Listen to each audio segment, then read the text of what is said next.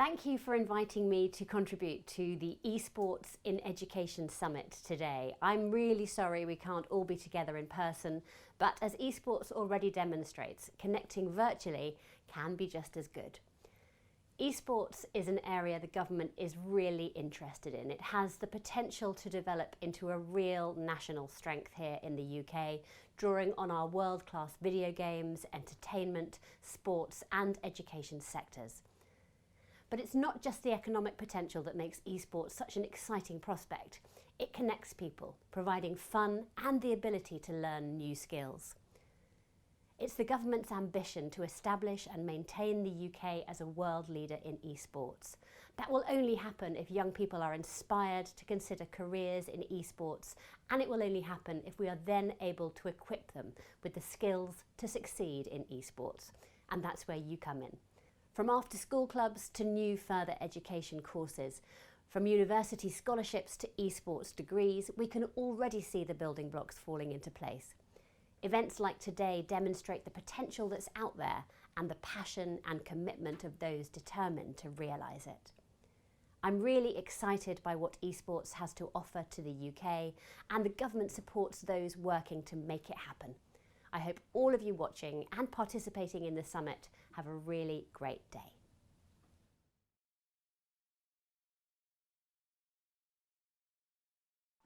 Good afternoon, everybody. My name is Elliot. I'm the Schools and Colleges Liaison Officer for the British Esports Association. I've been working here for a little over a year and a half now, and this was actually my very first day when I started last year. I was at the very first of these. This is obviously the second summit in esports. So I'm just here to compare the day, really introduce people to the stage and showcase kind of what's coming up next for you guys, just to make it a little bit more smoother. And I've got obviously some fantastic people here today, and I know timing is really tight, so I'm just going to be as clean as I can with the signovers. So of course today we've got a lot coming up, and you'll be seeing a little bit more of me later on. But for now, I'd like to just introduce Steve Frampton, who is the president of AOC, and of course he's a former head of Portsmouth University as well. So please take the stage. Thank you. Good morning, colleagues. My name's Steve Frampton. I was an ex-college principal in Portsmouth for 10 years. I had the privilege and honour of being your AOC president for 2 years. And now I am the FEHE Climate Commissioner for our sectors. But why I'm here today is I've been invited, and I'm delighted to be here today. I've been invited to talk to you about what I feel about esports. And I have to say, if I was talking to you a couple of years ago, I wouldn't know why I'm here, because I was one of the most suspicious people around esports. I really was. But now, not only am I a convert, I'm really keen to be an ambassador. And why? Because I went to World Skills and I saw it. A man called Chris Pitt invited me along, and I went. I went to World Skills and I saw students involved in this amazing activity. And I had the privilege of talking to some of them about their experiences and what they were getting out of it. I could see not only was it enormous fun, but they were developing fantastic teamwork and strategy skills for employability, and it was safe. And in the world that we're in at the moment, if you can tick all those boxes, it's got to be something that we've got to encourage as a curriculum opportunity or competitively. And it is the future.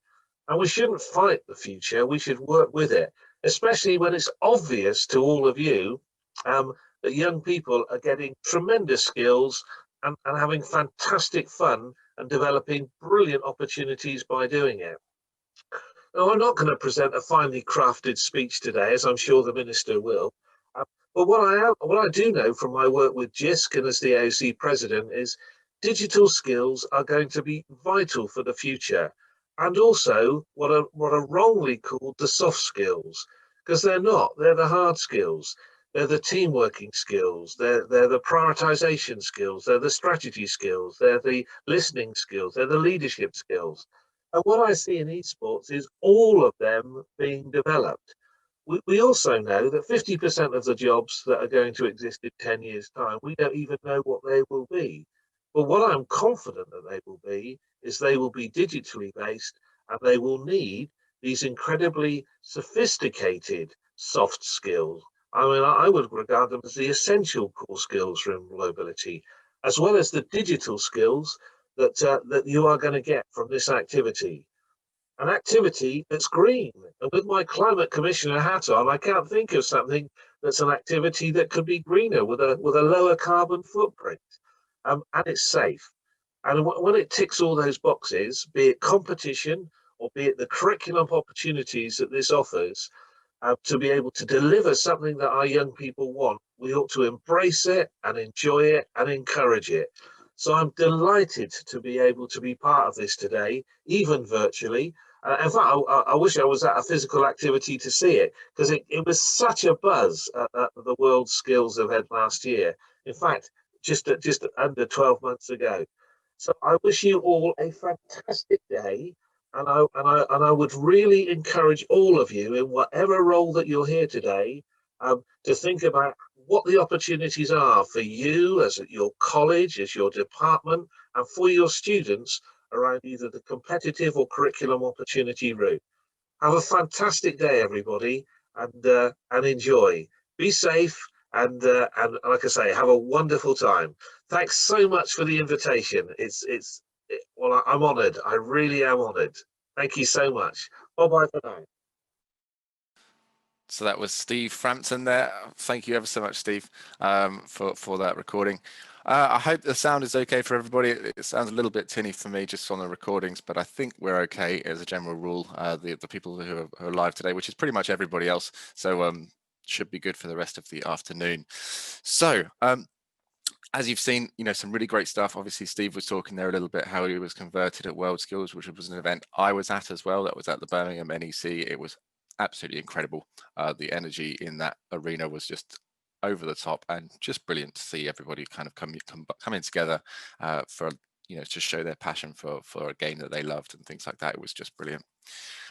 So I know we're very tight on time, so I'm not going to whisper on too much. I would love to invite to the stage Professor Andy Mia and Dr. Maria Stukov, and they're going to be talking today about digital skills and careers beyond esports, along with exploring some interesting futuristic options. So I'll let you guys take it away. Thanks ever so much for being here.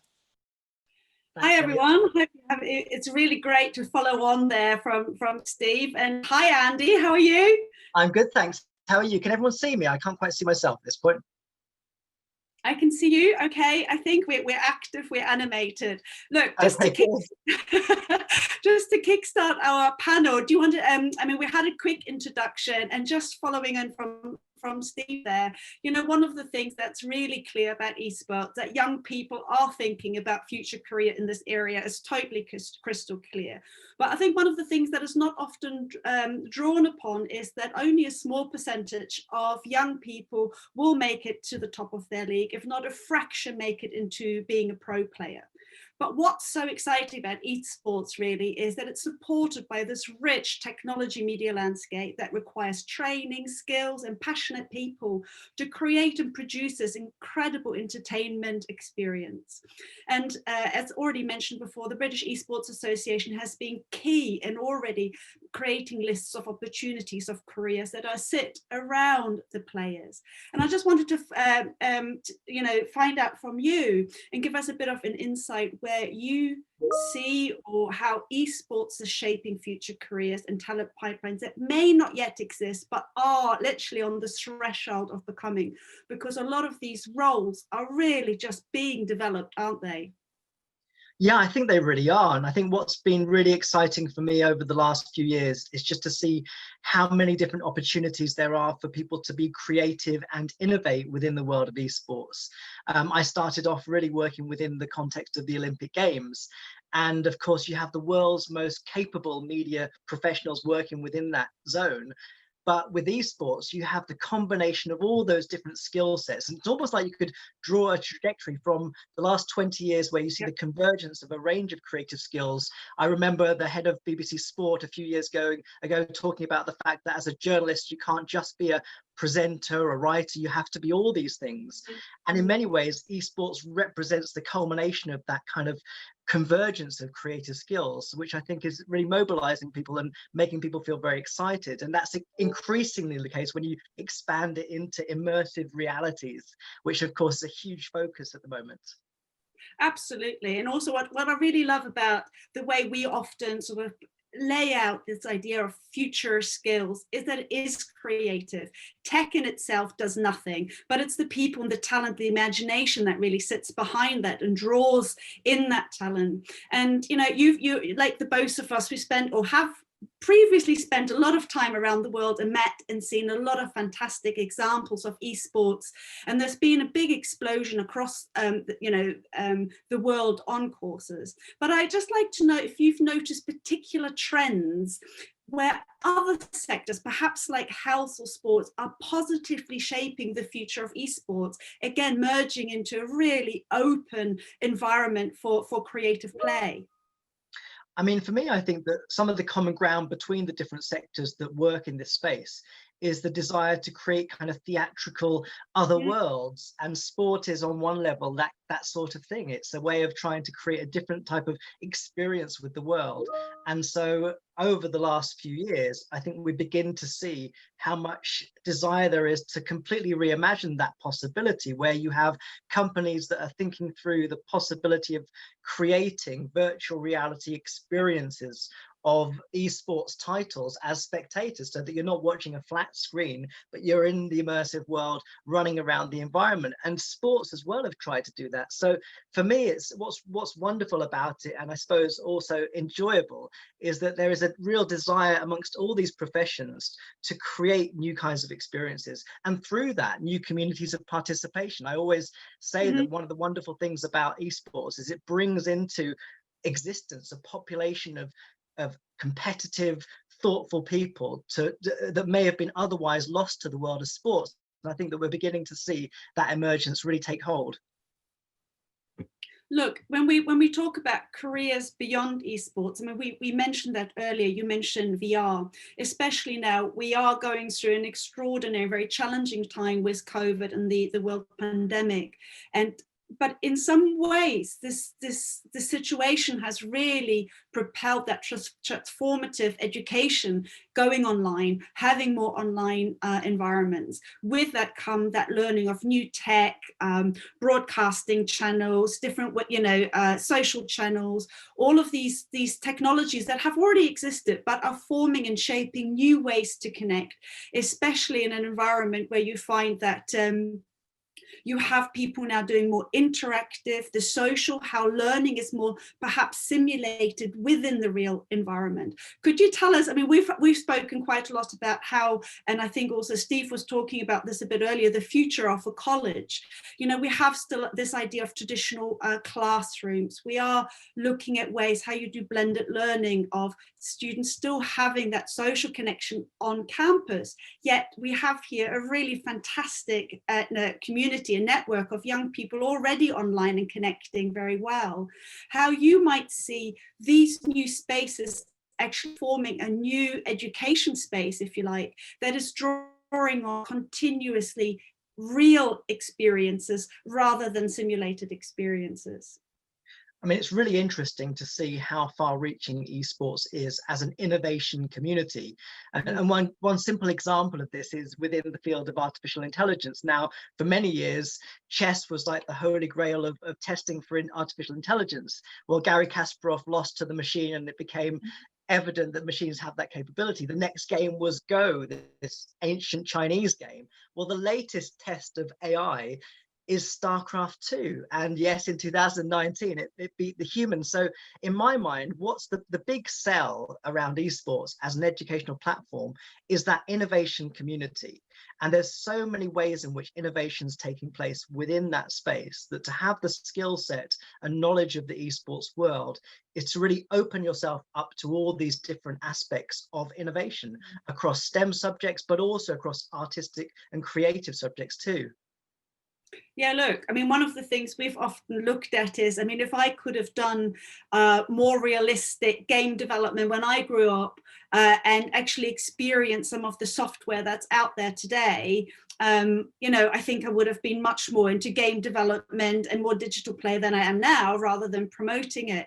And I often feel like the work we have both done in reaching out also into teachers and schools is that many a time, a lot of teachers that come in maybe from different subject matters like English, math, different STEM subjects, may not have perhaps those digital skills of knowing how to play games. I've always advocated, you know, you always find individuals just pushing that forward with like game clubs, setting up esports teams by themselves.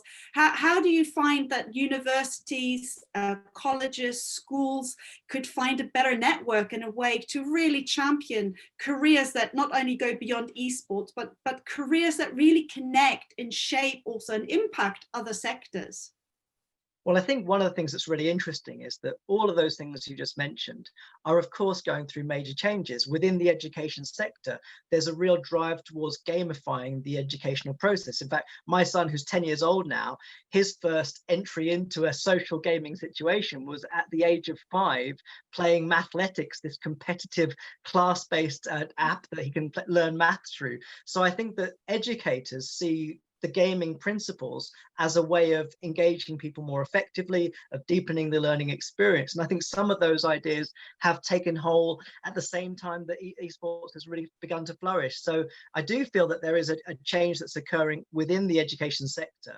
And of course, there's so much more work to be done. But I suppose there's also, it's that moment when something is on the cusp of becoming sort of the next big thing that makes it really exciting. I think many educators now seeing that esports is a great way to develop some of these skills. Yeah, I mean, just before, everyone would have seen the fantastic slide from Elliot that looked at your posture, rehydrate. I actually took a snapshot of it because it was one of the first I've seen actively promoting good, I guess, what do you call it? Digital desk health. But I mention that because we often, there's still a stigma, isn't there, attached to playing video games. I think we're coming out of it. I think, again, within this new brave world and looking towards a post-COVID environment, that we all have understood that transformation into digital is very key to having a future link into places. But aspects of health, and one of the great things looking also at the BTEC course being developed by Pearson's and the British Esports Association, really do focus on some of these other topics of, you know, good nutrition, you know, positive mental health. And I guess these are careers that will be shaping esports much, much more, where you find playing games, being a tournament player is one fantastic strand, but there's so many wider abilities to enter into that industry. Could you give us a little bit of an overview of some of the things you've seen developing in, you know, sort of across sector? Yeah, well, I think for me, the really exciting aspect of that is the fact that all of this interest around esports and health and well-being is connected to a wider world of digital wellness. And of course, what we have experienced over the COVID period is just how much time we spend within digital space.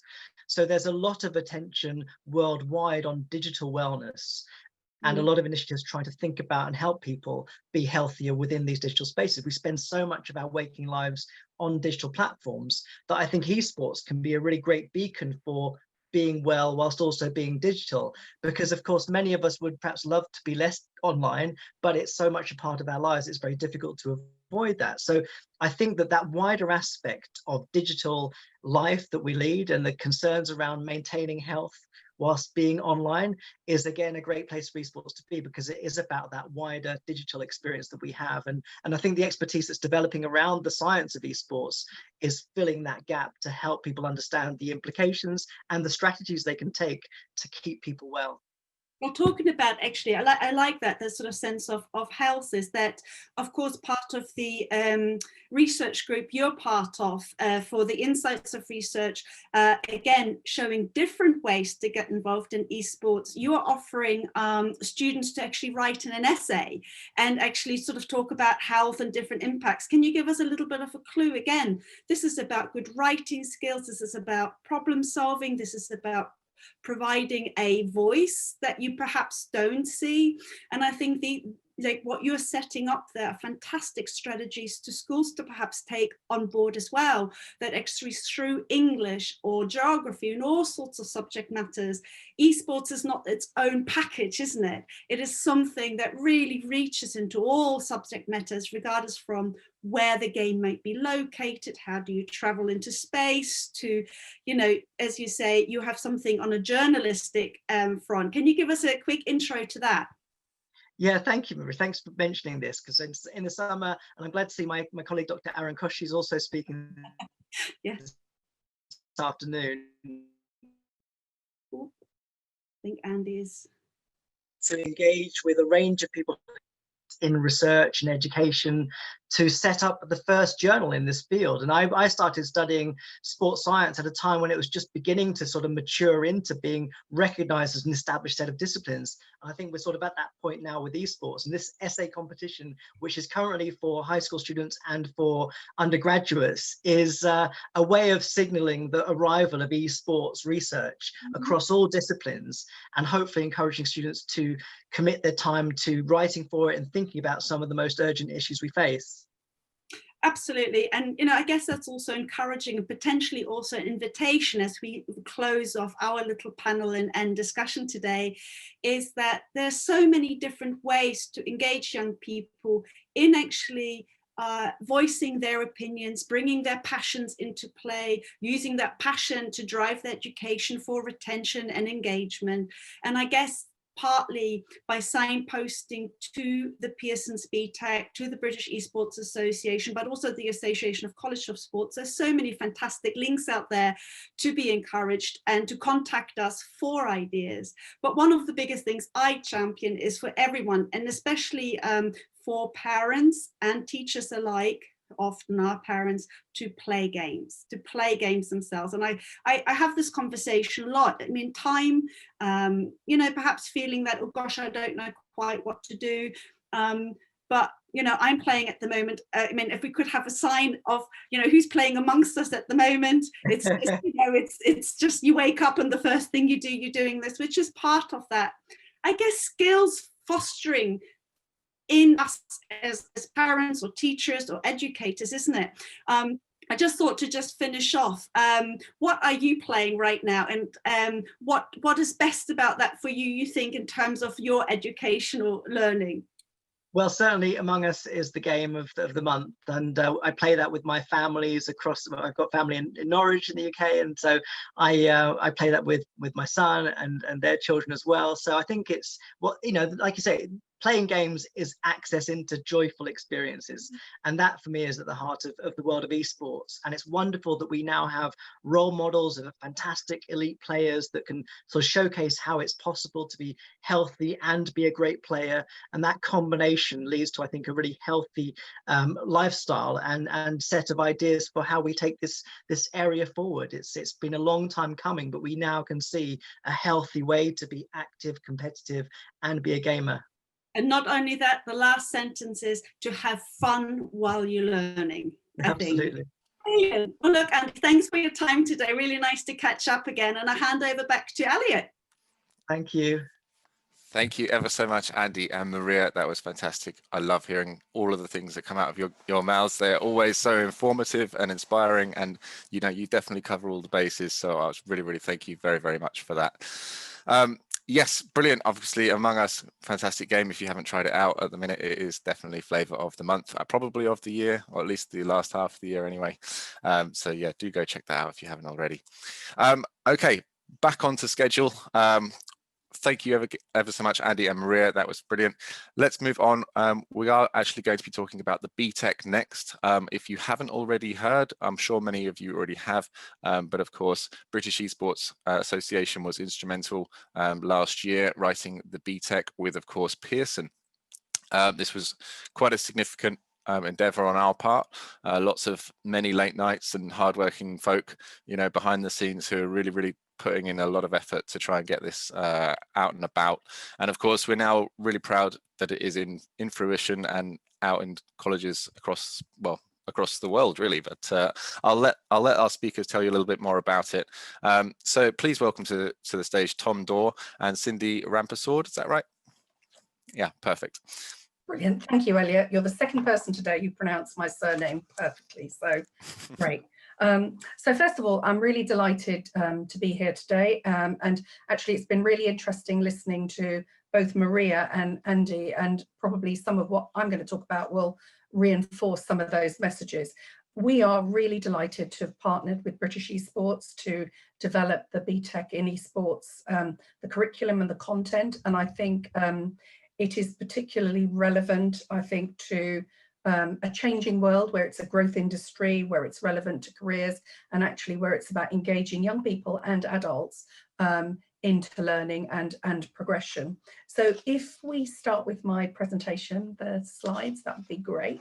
So the first slide, please. So what I wanted to talk about today really is the context of esports as part of vocational education and its relevance in particular pre-COVID, but also post-COVID. So if I could go to the next slide, please. So we know that there's been an increased focus on vocational education pre-COVID, but as we emerge from COVID, that's probably likely to accelerate as individuals and businesses and economies look to get back on track. And we know that in the context of esports plays really well into what's happening in the broader environment around digital and technological change. And we know that there are many stats that tell us that the rate of technology changing is exponential, and it's going to impact everything from education, careers to lifestyles. And again, esports fits that brilliantly. And the quote that I kind of think about a lot at the moment is there was a CBI and a McKinsey report that was done just before lockdown. It was earlier this year.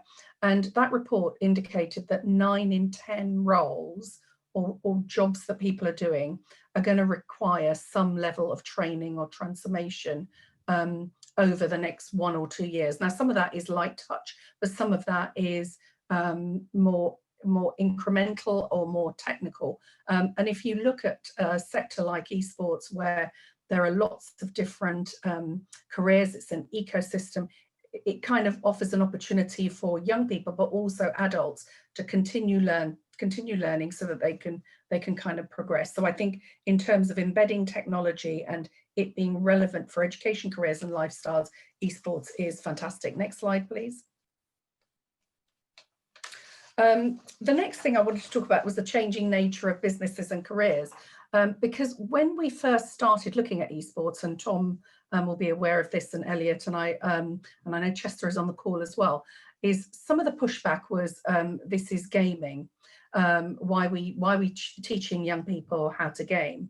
But one of the things for me that's really important is to look at how businesses have changed and industries have changed, and actually how gaming has changed. I've kind of put on there an Atari. I remember an Atari, and of course now it's that kind of whole thing around esports. Yeah, Tom's smiling. I played Pac-Man when I was little. I haven't quite got into esports yet, but I'm determined to. But I guess the really important thing about this in terms of changing nature of business and careers is the esports industry, as we know, has 500 million people engaged in it. And I think when I listened to the previous two speakers, Andy and Maria talked about it's covering everything. It's covering careers in the creatives, it's covering the coach, it's covering the players, it's STEM, and it truly is about inclusion and diversity of players, but people engaged in it. So many women and young girls as well. So I think what this slide shows is that businesses change. Esports is playing right into a change in business and change in ecosystem and the opportunities that are there for young people and adults. Next slide, please. And again, you know, the focus for me was about technical and vocational education. Historically, we've had, particularly in the West, very linear academic routes. Going forward, we know that actually for young people and adults to really flourish, we need a mix in our society. We need things that are career focused, are about the new verticals like esports, and actually supporting people to learn throughout their lives as well. So for me, esports plays really well into that vertical that supports more access in vocational education. And we're seeing increased demand for that in the UK, but also internationally. Next slides, please. Now, Tom is going to talk more about the curriculum, but one of the things that I love about BTEC and the esports BTEC encompasses this as well, is that it allows learners to really learn broadly about a career, about different aspects, the kind of technical skills, but it's also about the application of those skills. And the application of those skills involves them developing those really crucial life skills or soft skills that we all talk about. So, you know, the evaluation, the kind of critical thinking, the problem solving, the creativity is in essence what a BTEC is about, and what the BTEC in esports has at its heart, and I think really supports the learners to be transferable across careers in esports or more broadly into other sectors. Next slide, please. I'm racing through. And for me, this is quite important because it's, you know, where is education going? We've had quite a lot of disruption, as everybody knows, to the education system over the last year, but actually we've also had disruption in our wider environment into the lives of individuals, businesses and economies around the world. And as we emerge, the role of education and learning will be even more critical. And the real questions, I think, will be the what, when and how, the relevance of the learning. And at the heart of that will be careers and employability. It will be about transferability if people will be doing multiple roles or need to upskill. And at the heart of it will be technology and supporting lifelong learning. So, and I think esports fits really well into all of this. When Tom goes through the modules, I think that will be really, really demonstrated. And the next slide, I think that's it, isn't it? So it's just saying in the modern world, I think esports is very relevant in supporting careers and access for young people, but also for adults. So Tom, over to you. Thank you very much. Good afternoon, everyone. My name's Tom Dorr. I'm the Head of Education for the British Esports Association. I'm also still a teacher, which is why you can see me dressed nice and smartly, because I'm at school today. So I think I can claim I will be the smartest dressed person this afternoon on this conference. So I've been involved with British Esports for nearly 4 years now, and I got into this not because I'm a massive gamer, but because I could see just how many young people absolutely love playing video games and playing esports. And it's really about, for me, it's all about the opportunity to engage a wider demographic of young people. I've taught in pupil referral units, I've taught in sponsored academies, I've taught in middle class comprehensives, and now I teach in an independent school. And for me as an educator, it's always been about how to engage those young people, how to find the vehicle to motivate and engage. Esports can provide that. If they're not into traditional sports, if they're not into traditional team-based activities, music, arts, drama, esports can provide that opportunity for young people. Now, this afternoon, you're going to hear about competitive esports and through the British Esports Championships. You're also going to hear, and what I'm going to talk about is more the academic side of things as well. You'll hear from some of our friends in the US, and you might hear the word scholastic esports used a lot by people from the US. I prefer to use the competitive side of esports and then the academic side of esports, of which obviously this BTEC that we've developed is part of that. We've developed this really in partnership with Pearson, because a lot of individual colleges and different organizations were coming to us and saying, look, can you help us with this? Can you help develop a qualification? And if I'm honest, we looked at what they were doing and thought, actually, we can do something a little bit better here. So we gathered, I gathered a group of teachers from different backgrounds in creative media, in games animation, in games design, in sport, in IT, along with the subject specialist from Pearson. And we're very proud to have developed the BTEC in Esports, the first qualification of its kind in the world. It's preparing young people for jobs in the esports industry, which is a global industry of which you'll hear more about. But what it's important to recognize is it's the transferable skills as well. So here you see all the different units as part of the BTEC. There are the esports specific units that we've written, units 1 and 2, the shoutcasting unit, the streaming unit. But then there are other units that are based around other skills, around business skills, around marketing skills, creative media, sport, nutrition, coaching, performance, as well as an IT subject and the creative media. So it's a huge range of transferable skills that young people will develop through doing this. Can I have the next slide, please? So essentially what it will give, you'll hear lots of through the afternoon from different colleges, different teachers who are delivering both the competitive side of esports and the academic side of esports as well. But just as a summary for you, so it's the first qualification of its kind in the world. It's all internally assessed. There are no exams as part of this. The level 2 and the level 3 qualifications, the versions of this, were approved by the Education Skills Funding Agency at the end of April. And so this is fully, you can teach it. Any schools and college can teach this now, and they are doing from the start of September. We've got about 20 trailblazing schools and colleges and a pupil referral unit delivering this now. We are in the process of developing entry-level and level 1 qualifications to go with this as well, because I believe that it will have the entry-level and level 1 will have a massive impact, especially with hard to reach, hard to engage young people. It doesn't count in the performance tables. However, it does attract UCAS tariff points like all other BTECs do. We're in the process of developing digital resources to go with this to support the teaching and learning of this, both for you as teachers and for individual learners. And then finally, this is now available to teach around the world. Pearson is a global organization, which is why we've partnered with them. So this qualification now is available through 60 different countries around the world. Now, I've zoomed through that because I'm very conscious of our condensed timing that we've got on this conference. But if you have any questions, any queries, please do reach out to myself and the team through email, through LinkedIn, whatever it might be, and we can take it from there. Thank you very much. Elliot, over to you. Thank you ever so much, Tom and Cindy. That was brilliant explanation, and I know you are strapped for time, so I do appreciate the speedy responses there. Okay, guys, thank you ever so much for being patient. And as Tom said, yes, there will be obviously chances for you to ask questions. Please do so in the chat, and of course we will try and answer them as best as we can. At the end of this session as well, or not this session, but at the end of the conference, we will have a full at least 10 to 15 minutes dedicated for answering questions. So if there's anything that we've missed throughout, please feel free to do ask them there.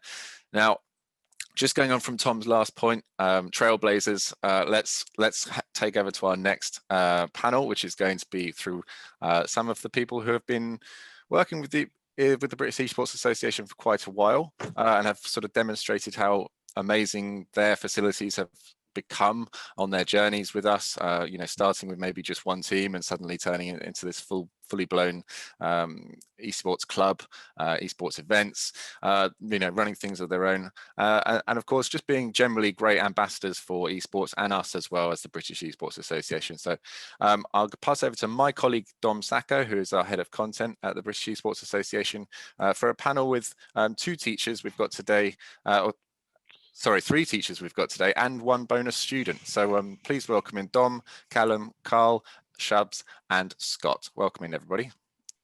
Hi, everyone. Hello, everyone. Hello. Yeah. Hi, thank you very much for that, Elliot, and hello to everyone joining us today. I'm delighted to be hosting this panel on building a successful esports program within education, really get into the meat of how to get into esports, how to embrace it. Maybe you're a teacher watching this, you want to know where to get started, or maybe you're along, you've gone down this journey already and you're halfway there, you want some tips, you want some advice. So hopefully we've got some experts here, people that have done it already. So I'd love to I'll quick intros first, if we may. If we go Callum, Carl, Scott and Shubs, if you want to just tell us a bit about what you do, please. Yes. Hello, everyone. Thank you for inviting me to come along today, everyone. My role is curriculum lead at Barnsley College. 2 years ago, we started an esports fully funded study program across level 2 and level 3.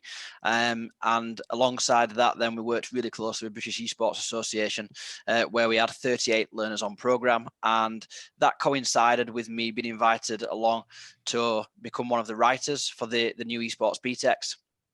Which was a great experience for me personally, but it's also then coincided with us now being able to deliver that from September 2020, where we now have an esports facility, an esports arena within the college, along with now 78 learners who are enrolled full-time with us across level 2 and level 3. Alongside my work at college, I also work as a consultant to support facilities right from the idea and the inception of what is esports. We'd like to develop an esports facility. We'd like to deliver esports education, to realizing that by actually being able to deliver it. So I'm here today just to share my experiences and try and provide some support for people. Cool. Okay, Carl, Scott, maybe you could give us an intro and again a little bit about how you got into esports. We may as well do that at the same time. I probably should have gone first there. I don't think I could beat Callum on that one. That's a fantastic intro. So I'm head of computer science, esports and Marling Media at Marling's Grammar School. We started again 2 years ago, pretty much from nothing. We found a couple of, say, beginner tournaments to jump into, which were a 3v3 Overwatch tournament. The big one for us isn't necessarily the gaming; it was the streaming aspect and all the bits that go around the gaming that make esports the spectacle that we all love and see now. And I was lucky enough to work with some fantastic sixth formers, as well as Scott, who you'll probably hear from in a second. Sure. Hi. So I'm Scott Hyatt. I am the head of engineering at an esports company called Edge, and then I'm also at Marling School as a student. I'm now in the sixth form, and so I was with Mr. Davis and a group of other students about 2 years ago now when we set up our in-school esports team, and since then we've been watching it grow. Excellent. Shubs? Hey, so I'm Shubs from Coventry College. I'm the curriculum lead for Creative and Digital. I got into esports purely because I love games, and we were part of the Digital Schoolhouse program. So we entered our students for the Overwatch tournament because at the time I was, absolutely obsessed with it. So it kind of became from there, and since then, with British Esports having an Overwatch tournament, we were able to sort of continue with that. So our players the players from the old tournament got involved with this one, and it's going great so far and everything. So, and as well as that, so I'm the general manager for Coventry Crosshairs as well. So we're looking at kind of rebranding and having an external organisation along with that. So that's the sort of plan that we're kind of going with. Thank you, everyone. It's great to see, to hear about your stories, how you've got into esports, and how this has only really happened. The British Esports Championships, which we can come on to, has only existed for barely a couple of years. So to have seen all this progress in such a short amount of time makes me excited for the future. You've all hinted at how you sort of started getting into esports competitive gaming. I'd like to start with facilities. How did you adapt your facilities, get some new equipment? How much of a challenge has that been? I think on that point for us at Barnsley College, we've taken what was a traditional classroom space and we've converted that now into an esports facility, an esports arena. I think when I speak to people across the sector, what a lot of people sort of face initial barriers with really is being able to get that approved, and being able to go to SLT and present almost a business case and an element where they can say, look, this is why we require an esports facility, this is what esports is, because I think there's still within education a sort of divide and a barrier where some people understand what it is and some people don't. So I think that half of the job there is to be able to educate and influence above our positions within education to try and show people the benefits of esports and what that is. and then obviously work within industry to make sure that we've got the right specifications. And that's where, again, British Esports Association were really helpful to us to be able to say, look, this is what you need, this is what needs to go into your facility, and therefore also this is what you'll need, not just to deliver from an education point of view, but also the bit that the students really love is to be able to enter teams into the champs, and the sort of requirements that you'll need to be able to enter the teams and to play the games titles that are required. Sure. Carl, Shubs, any further? Yeah, just going to say, one of the things that in terms of challenges for us was that to try and convince SLT that yes, playing games competitively, yes, they're playing games, but they're going to learn so much out of this. And I think now they're really on board, you know, they're really excited about it. And it's through showing how the students have developed and having a case study that these students have developed in their confidence, their communication skills, all of that sort of stuff. So I think convincing SLT and higher up management that esports is great and that's the direction that we need to focus on. And then obviously right now we're trying to get more equipment and creating a space that's predominantly for esports, and it looks like an esports zone as well. And so we're sort of working on. And that's not easy, right? That's you've answered part of my next point there, convincing those senior leadership teams. That's not easy. We get a lot of emails at the British Esports Association from students saying, you know, can I enter the championships? And we'll say, well, you need to, you know, talk to your teachers because they need to enter the team on your behalf. It's like, well, how do I convince them? Like this, my teacher doesn't know much about gaming. And how do you go about convincing the senior leadership team? Carl, maybe one. I mean, our equipment was quite limited.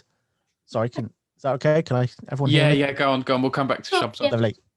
Sorry. Just it was on that point actually. Again, SLT, it was quite difficult to convince them. I basically had a year to try and make it work. We had a basic IT lab where we were lucky enough to get a little bit of funding from our PSA to buy some GPUs. That allowed us, I think, to get to roughly, on average, 52 frames per second, which is fantastic for a FPS game such as Overwatch. But the big one from us was, it was student engagement. Once we kicked everything off, it went through the roof. We started with the Digital Schoolhouse Overwatch tournament. And it wasn't until we started streaming the games for all the other students to be able to watch, because we were allocated 12 computers in one IT lab to be able to put GPUs in, and they were the only ones that were allowed to play the games. You can't really fit a lot of students in one IT lab. So we broadcast it in the main hall and our dialing hall whilst it was being played at lunchtimes. And the uptake went from something like 30 kids originally, and this is including wanting to be a part of the stream, to something like 428 out of a roll of 1,000 students in one school. And it's kind of at that point SLT turn around and go, yeah, we've got no choice but to let this go on now, do we? We'd have a backlash if we stopped it. And that's the thing. It's the kids' involvement will push the school to go, okay, this is a good thing. We had a fantastic a moment in one of our recent Super Smash Bros tournaments where we had year 7 and 8 students having an active and engaging conversation with our year 12s and our year 13s. We've never had that in our school, ever. And it's fantastic to see everybody talking about one topic that they're all passionate about, regardless of age. So the SLT start to go, yeah, okay, this is something special. So host esports matches in your hall, you know, or in your classroom 100%. or something, and get people watching it. Shub, sorry, you wanted to add something as well. Yeah, sorry. Oh, just sort of. Oh, sorry. Hang on. The light's just gone. There we go. Sorry about that. Yeah, I was just wanted to reiterate about the case studies that we've able to sort of develop within the college with regards to all of our students. And I think because we were showcasing that on our own sort of Twitter accounts, our socials, that students have really sort of got involved with it. They were interested. People were talking about it. And then we kind of got onto the college's radar that, you know, this is what's going on. We kind of need to get on board with this and really sort of celebrate what the students are doing. And that's great because it's even more encouragement since closing the roster for the team, we've had more students kind of in different areas kind of say to us, you know, what can we do to get onto the team? I've got a PC now, can I play? And we've always kind of said, you know, we can train you up, you can be part of an external team, and, you know, we can help you with that hopefully for next year. So having that kind of traction with the team, I think that really sort of helps in getting people to take us seriously as an organisation as opposed to just a college team, because I think if we see it as them being more than that, then that's how it's going to be presented to everybody else. And I think that's important. Yeah, definitely. And on that note, on students forming teams and things like that, I'd love to get your views here, Scott, from the student perspective, what it was like, you know, forming a team and being part of this esports push in your college. Sure. So I think the primary thing to note, as Mr. Davis said, was that it was an original band of students who really had the idea and the drive that we wanted to make this a reality. And it was spot in terms of it was the students' impact that motivated SLT to want to respond more and to put more funding, more interest into it.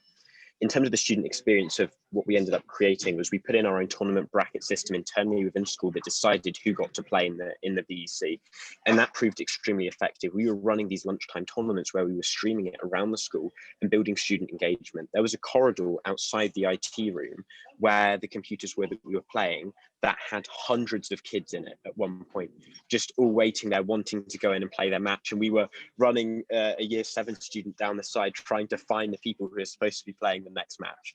And that was definitely, it was quite a unique experience. I've never quite had it at school. You know, they put things in school such as sports days and stuff that make you feel together.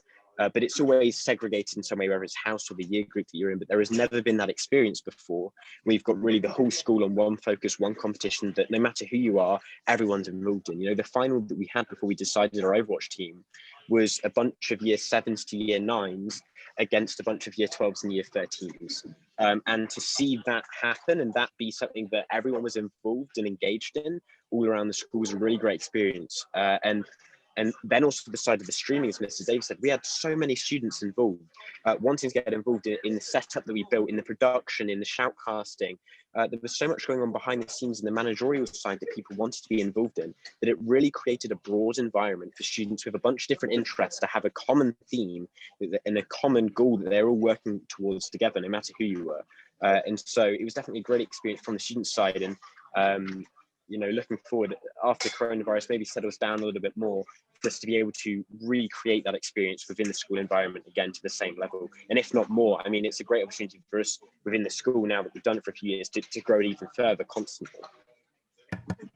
Yeah, 100%. And you know, I wish this existed when I was a student at school, because I like sports days and PE, but it's nice to have this now. You know, it's fantastic. We've got about 5 more minutes left, so I'll try and whittle through the last few points here. I've got educating parents and also like the career pathways, and you know, levels of study and progression and things like that. I don't know, Callum, maybe you could tell us how parents have responded to this, and you know, if you had to educate them as well as the SLT. Yeah, absolutely, and that's part of the where we are at the moment as well in terms of esports in the UK, and it's very much a generational barrier. The young people totally understand it, totally get it.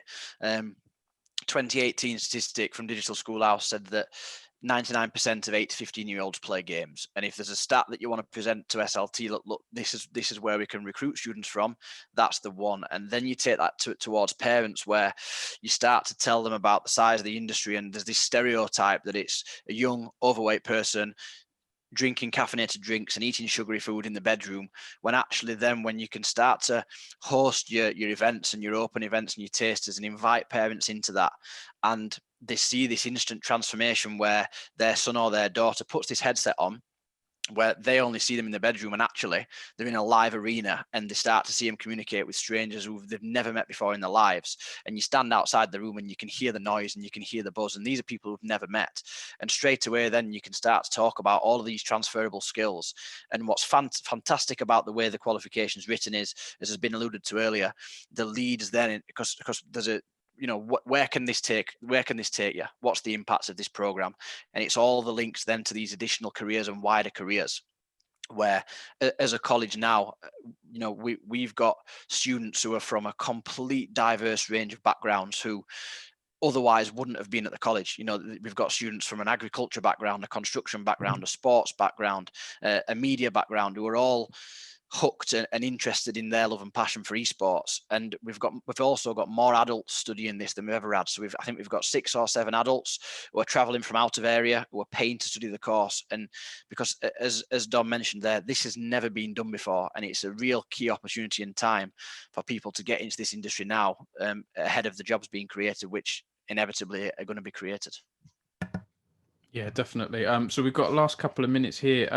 Shubs, I know you've said that you run it kind of like a business, the esports operation, you know, with different students having different job roles. That sounds interesting.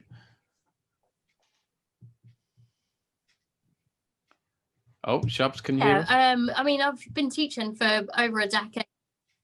Oh, sorry, can you hear me? Yes. There's a delay, I think. Oh, can you hear me? Right, yeah. Oh, right, okay. So yes, I've been teaching, you know, for ages, and every single part of the curriculum that I've always taught, I wanted to mirror it with industry. And it's not going to stop just because I'm going to start looking at esports within my curriculum. So yes, I want to try and mirror it so that when students are ready to go out into the industry, they already know how to work with people outside of the team. So we have an external coach that comes in, or at the moment over Discord, to train them up and have practice with them.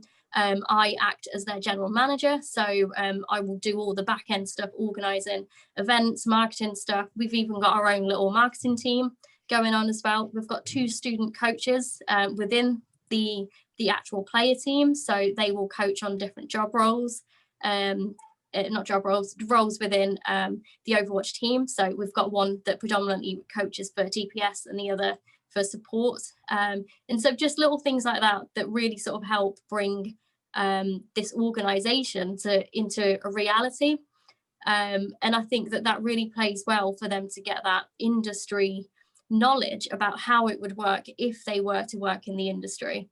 And also we want to sort of develop that further by having a shoutcaster, you know, someone that's going to manage the stream when we've got games on, even things like eventually, you know, to have a vision mixer that's going to sort out all the video and how that looks on stream.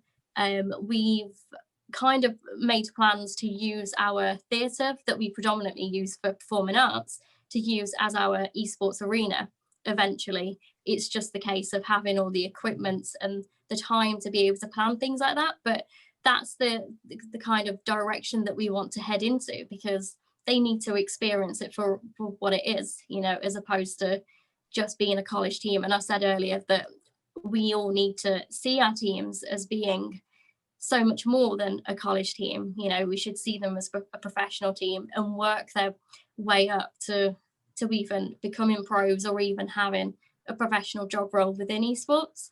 And I think with the BTEC, that will naturally sort of fall into place anyway, with such units like, you know, doing a live show, for example, and we've got units around shoutcasting. It will sort of naturally fall into place. But I think planning ahead for things like that and doing things externally outside of the curriculum would really sort of help and prove useful. Definitely. Okay, well, I think that's great to end on. I think we're out of time. I will just say to end, before I pass back over to Elliot, you mentioned, you know, the job experience or having roles that are similar to how they might be in full-time work. And it's great that Scott is also working at Edge. I think we're out of time, but you know, Scott, it'd be good to hear from you at some point about that, because that's very interesting, and well done for doing that. And then lastly, I mentioned the British Esports Championships. If anyone watching this wants to get involved and take part in this national tournament with us, our website is britishesportschamps.org, and there's all the info there. I think there's more sign-ups starting end of this year / new year. So we could go on for ages. I could ask lots of questions, but thanks everyone for your time. And I think I'm passing back over to Elliot now. That's brilliant. Thanks ever so much, Thank you. Dom, Callum, Yes. Shubs, Carl, and Scott. It's been great to hear from you all.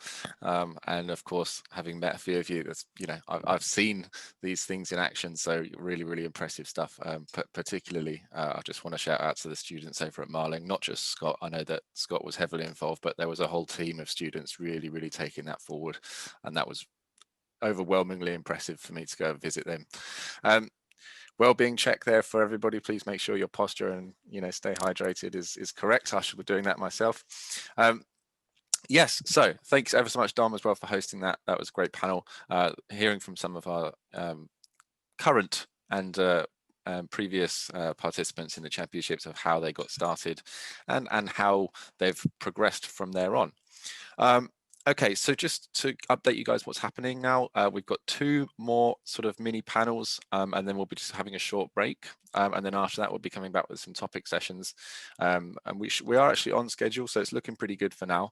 So I'll pass this over in just a moment to another colleague of mine, Dave Martin, who's our head of strategy here at the British Esports Association, does some amazing work with Chester and the rest of the team here as well. And then we have some amazing guests from all over the place. But one of them you'll already recognize, which is Cindy from Pearson, who's coming back to talk about Pearson on the international side of things, as well as Dr. Lila Bullman, who's from NASEF, which is the North American Scholastic Esports Federation, and Dr. Aaron Koshi, who, as Andy Meir mentioned earlier, is working together with him on the International Journal of Esports. So please welcome in our guest today. Dave, take it over. Thank you, Elliot. Thank you very much. And welcome everybody. I'm delighted to be here today for 20 minutes or so, just to give you a look into, I suppose, the international education space, which I'm certain that all of you are incredibly interested in. Just a brief background. I have an education background. I've worked for a number of the government organizations. I've also worked for colleges, universities in terms of international export of education, and private training providers, so bringing products overseas and also bringing overseas students to the UK. And I think, you know, there's no doubt in anybody's mind that, you know, British education is a product in itself. It's one that's lauded and admired across the world, and we do a fantastic job in terms of promoting that. And I think we're still a top 3, whether we're behind China now or not, but we're a top 3 study destination, I believe, across the world. So whether we're importing students historically to our business schools, to our colleges or universities, or we are exporting those educational institutions or the standards of awarding bodies or training providers, you know, I think we're all here today and very excited about, as Cindy had mentioned and many have mentioned, this kind of global opportunity to help develop standards and to promote education. So I'm delighted that Aaron, Cindy and Leila can join me today. I want to start with a bit that came up in a discussion earlier. Dr. Maria Stukoff mentioned this. She talked very much about the wider ecosystem of esports, which I think is one that we are, you know, incredibly focused on here at the British Esports Association. Of course, we have that desire to see the professionals succeed, to win. Of course, we, you know, in the UK, we want more and more of that, and we, you know, we're very keen to grow that whole ecosystem, because we know with heroes comes more and more eyes on what is a rapidly growing ecosystem. So we're behind that. But we see this huge opportunity for talent development. And Aaron, I'm going to come on to you in a minute, because we were talking about this the other day. But outside of my role within British Esports, I work with an investment network. And we've made investments, but really interestingly, we've seen over $1 billion worth of deal flow. And whilst reviewing that deal flow, one of the big things we do is we look at the people within that business. And we look at the skill sets within that business. And I think it's clear to us that there are gaps there. There are gaps in certain leadership and management skills. There are gaps in kind of things like operational and legal, financial services skills, because these businesses, these wonderful businesses, have been built up very much from the ground. and this need for skills building doesn't just relate for me to those people who are coming into the business. It actually relates to people who are within that business at this moment in time. But what we know is if we train these people, we give them the skills they need for the future, we're going to create a talent pipeline, we're going to foster entrepreneurship and create a huge growth for the esports ecosystem. So Aaron, just if I may, welcome, and just coming on to you, particularly in what you're doing with the International Journal of Esports, but in your wider view, we talked the other day, actually, we had a brief call about this whole ecosystem, and you talked very much about research and development being a kind of underpinning element of what we're doing. How do you see this ecosystem developing at the moment, and how important is it to have those kind of elements within the wider educational infrastructure? Yeah, great question. Thank you, first of all, for giving me the opportunity to speak on this platform. I think the way to start perhaps is just to talk in brief about what we're trying to do at the International Journal of Esports. This is an academic journal focused on publishing the highest quality research in the sector. It is open access and utilizes a double-blinded peer review system, so we get input from academics across the world. This is important because it allows us to, well, it allows anyone around the world to access this content regardless of background and occupation. And because the material has been independently reviewed with esports at the forefront, you've got a lot of confidence, hopefully, in what you're reading. And it gives a bit more credibility to a lot of the things that we see in the sector. I would encourage all of you to have a look at it on ijesports.org and read the research. And Andy briefly mentioned a student essay competition that we've just launched for anyone at all. So let's talk about careers. That's what you said. So I think when I started hearing about esports being taken seriously as a career pathway, employers were really looking for people that were already embedded in the system, knew what esports was about. Now, I think we're seeing a lot more outsourcing going on where employers are looking for people of a strong skill set and caliber to bring into their organization and quickly train up the esports side. I personally suspect that in 2-3 years' time, when we have our undergraduates coming out into the real world and looking for opportunities in esports, that pendulum's going to swing somewhere in the middle. And it's going to come back, if you want to hedge your bets, to transferable skills, which is what quite a few people have said, like Tom. I really think adaptability will be the name of the game for the foreseeable future. And one thing I can personally guarantee is that esports research is going to keep growing. And that's because there is so much to do, and it gives such a large level of return on investment in growth areas like esports is in now. And the great thing about research in particular that I don't think we shout out enough about is that those people are developing skills in critical thinking, robust communication skills, and an appreciation for statistics and data analysis. These are undeniable areas of growth across the board, and most certainly in esports too. And it happens to be areas that I think the UK is particularly well skilled in, and I hope we carry on embedding it into curricula. Thank you, Aaron, and very well said, and I couldn't agree more. Cindy, I wonder if I could bring you in at this point, particularly with your role within Pearson at the moment, Senior Vice President covering BTECs and apprenticeships. We've seen the export of Pearson's qualifications globally. There's obviously an incredible footprint. We've seen in the UK the ever-changing model of apprenticeships and it having and spanning a wider breadth than certainly when I worked in the apprenticeship service 10 plus years ago now, to cover off things like degree apprenticeships. And then if we link that to Aaron's conversation about, particularly about transferable skills globally, from your perspective, are you seeing a wider opportunity than just the UK marketplace for the BTEC qualification? I'm aware of conversations that you're having at this particular moment in time. And if so, are there any particular target markets that you're looking at the moment?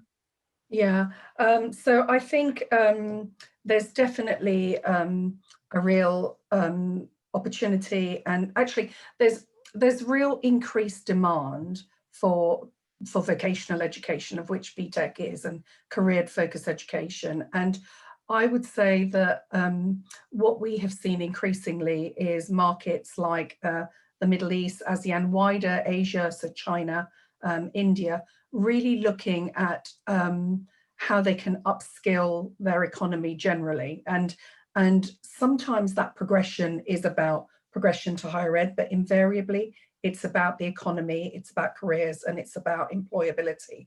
And so we've seen increased demand. I think one of the things I would say is that some of it is about the exporting of UK quals. So in some instances, it's about UK quals providing access to universities in coming back to the UK or the US or wherever. But actually, increasingly, what we're also doing is developing our BTEC suite that is tailored for international markets. So I think there's something about the localization of it in terms of culture, context, and language that's really important. And if I could come back to esports in particular, and just building on what Aaron was saying, is that BTEC esports in its own right has value in terms of access to an ecosystem and all of careers and the transferability and enterprise and women and the gig economy and all of that great stuff. But actually, where it also adds real value is in supporting upskilling and adults as well, potentially. And it's something that, you know, we're starting to explore and look at. So the whole modular nature of esports means that, and BTEC means that you as an individual might decide to just do something around events, something around marketing, something around coaching.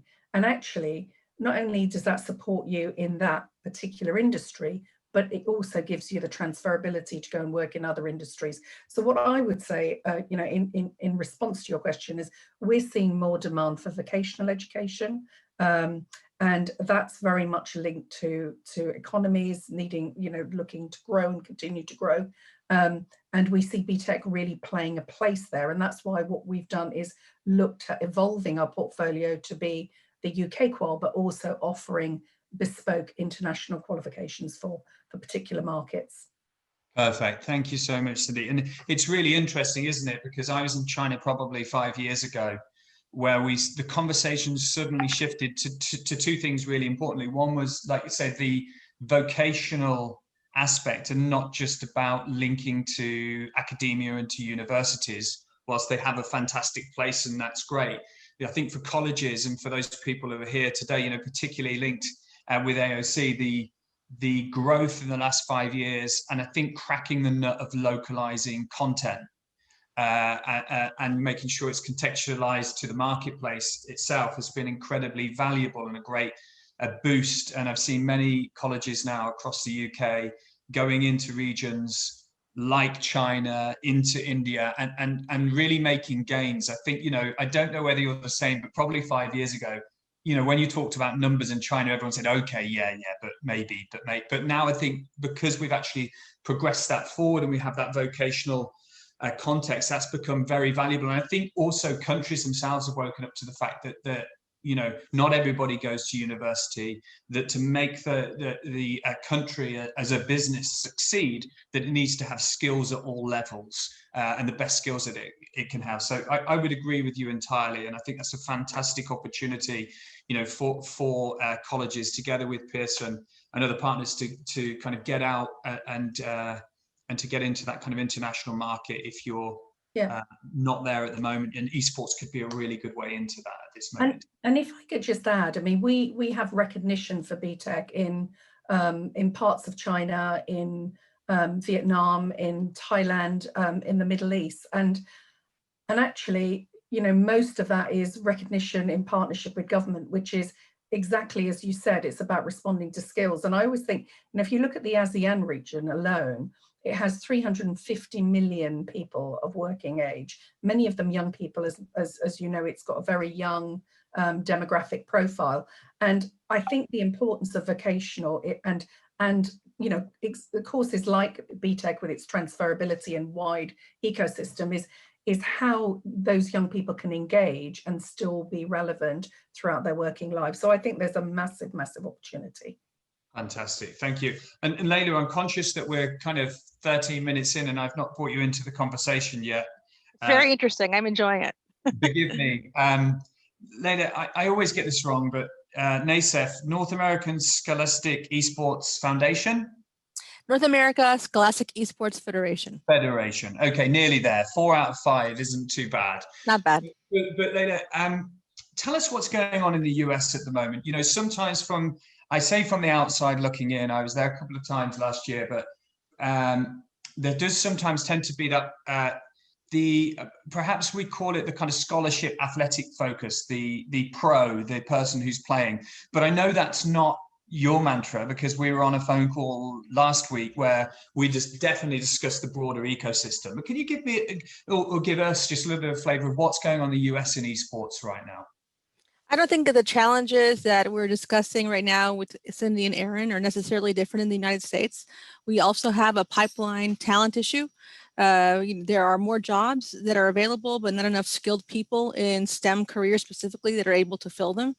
And esports is essentially we see it as almost a Trojan horse for students to be able to connect them, the passion that they have, the enjoyment that they have for playing it with those career and technical, whether it's on the vocational side or the pure academic side, to connect them and almost play through esports to those careers that will be fulfilling for them in the future. It's not only just about the skills, but you have to love what you're doing to be able to be good at it.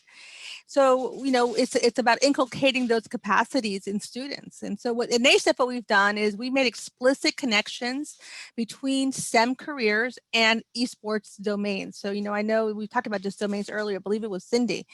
So, in NASEF, we have the only state-approved curriculum. It's absolutely free. We have about 10,000 students across the United States. We've partnered, with BEA to be able to expand across the world as well.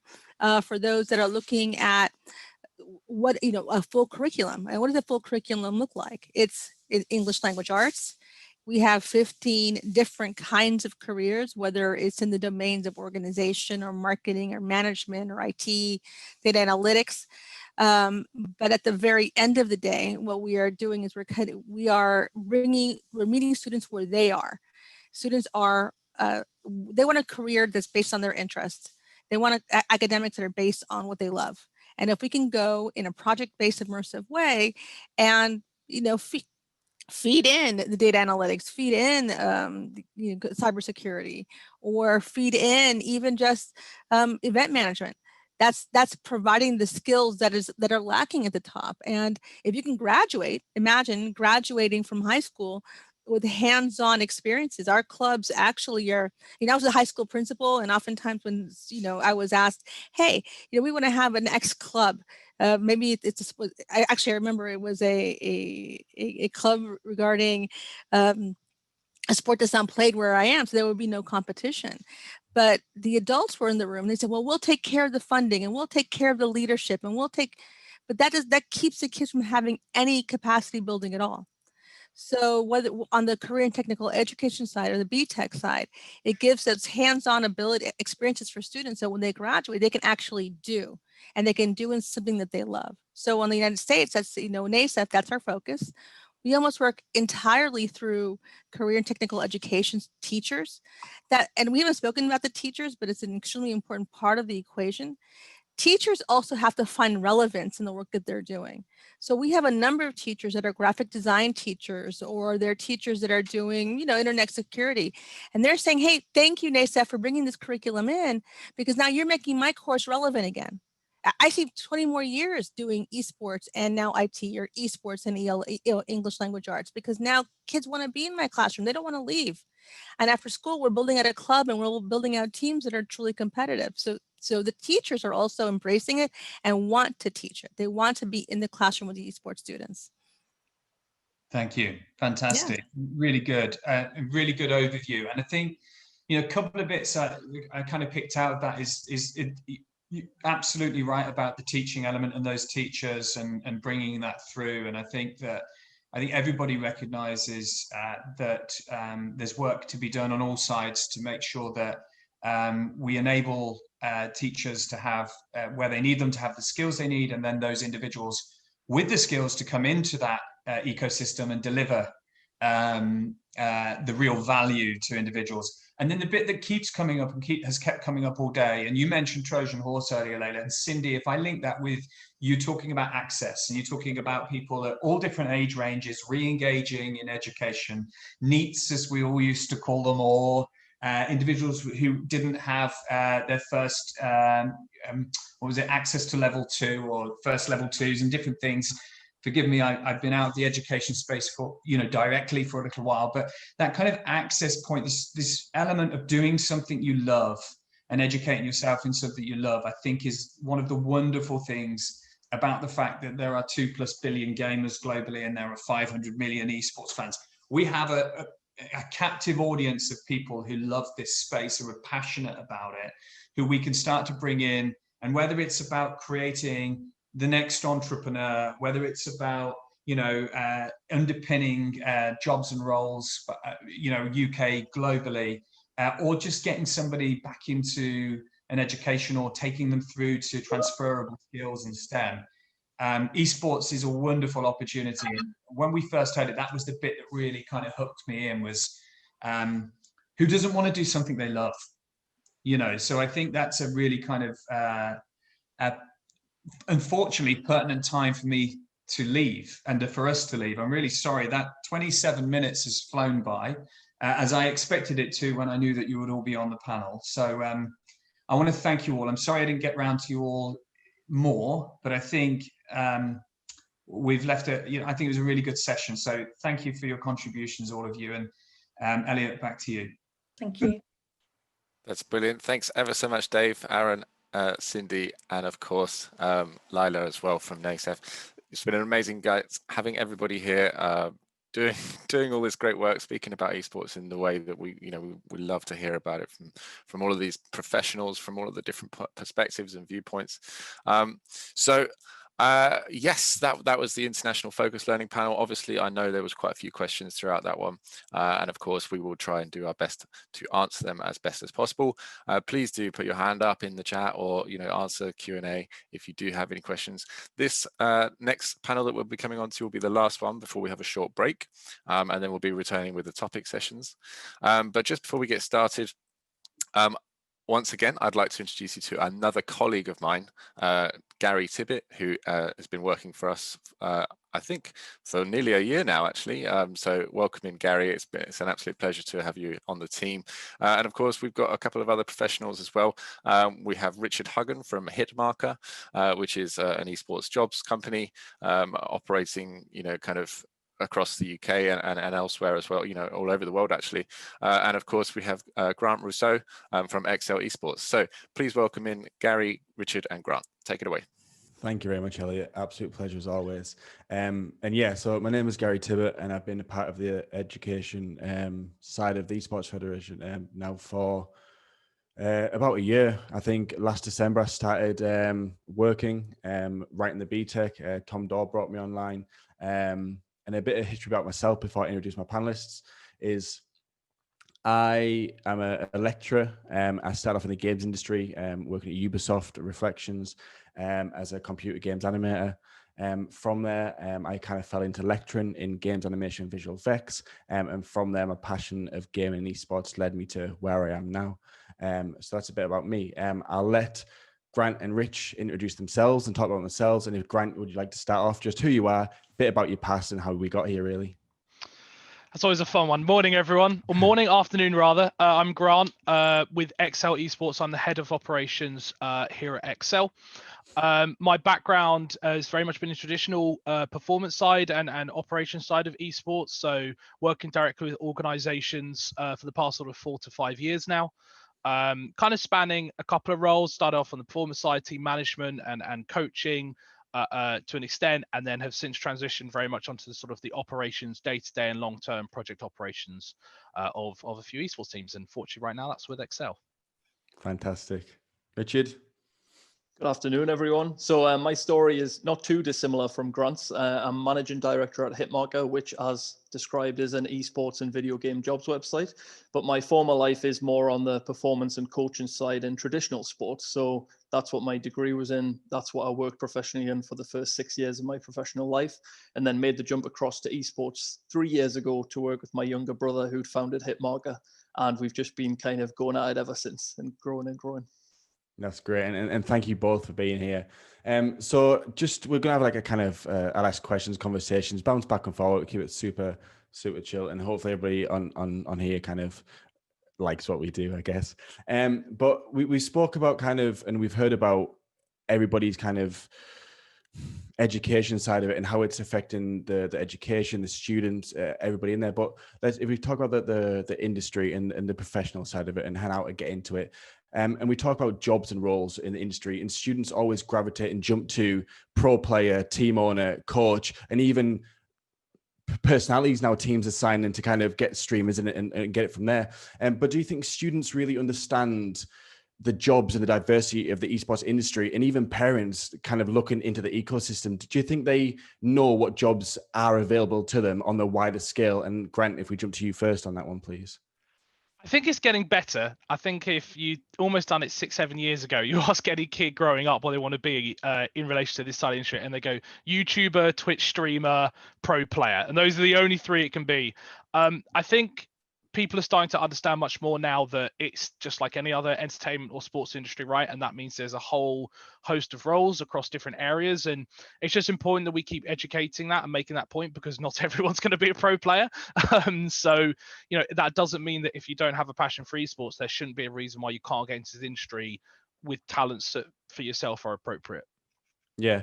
And Richard, with you on the kind of job front, on the Hitmarker front, when jobs are going out there and ads are going out there, do you help them find these kind of, I don't want to use the word niche, but these diverse different jobs? And like I think Dr. Maria said earlier, the top X% are going to make it to the top level of either a coach, team owner, player. But do you find it challenging to find these individuals and these students and even these kind of personnel to the jobs they're looking for, or even push them in a different direction to what they might want to do?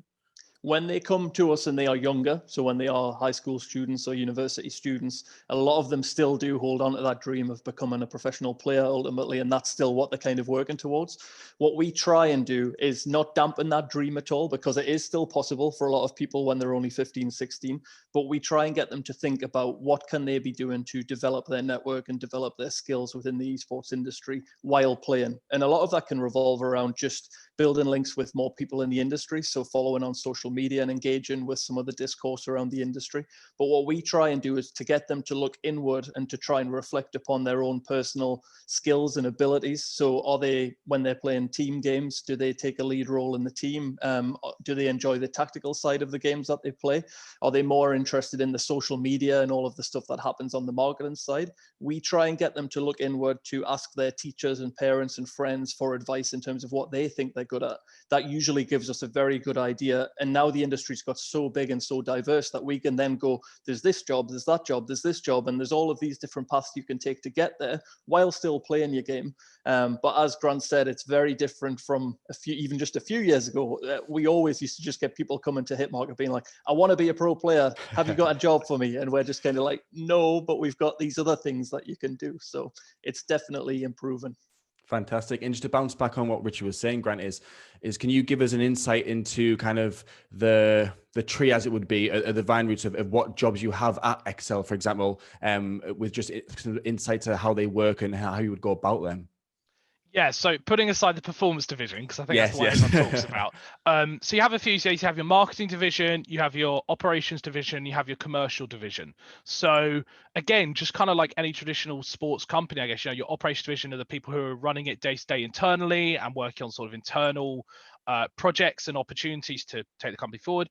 You've got your marketing team who are, I mean, fairly self-explanatory, but like, you know, obviously doing the marketing work, but that's a whole range, right? Not just people who are doing sort of social media, but you have your content sort of editors, you have your strategists, you have your producers, you have a whole wide bunch of people, right? The person who heads up the marketing division, graphic designers, there's a whole wide bunch there.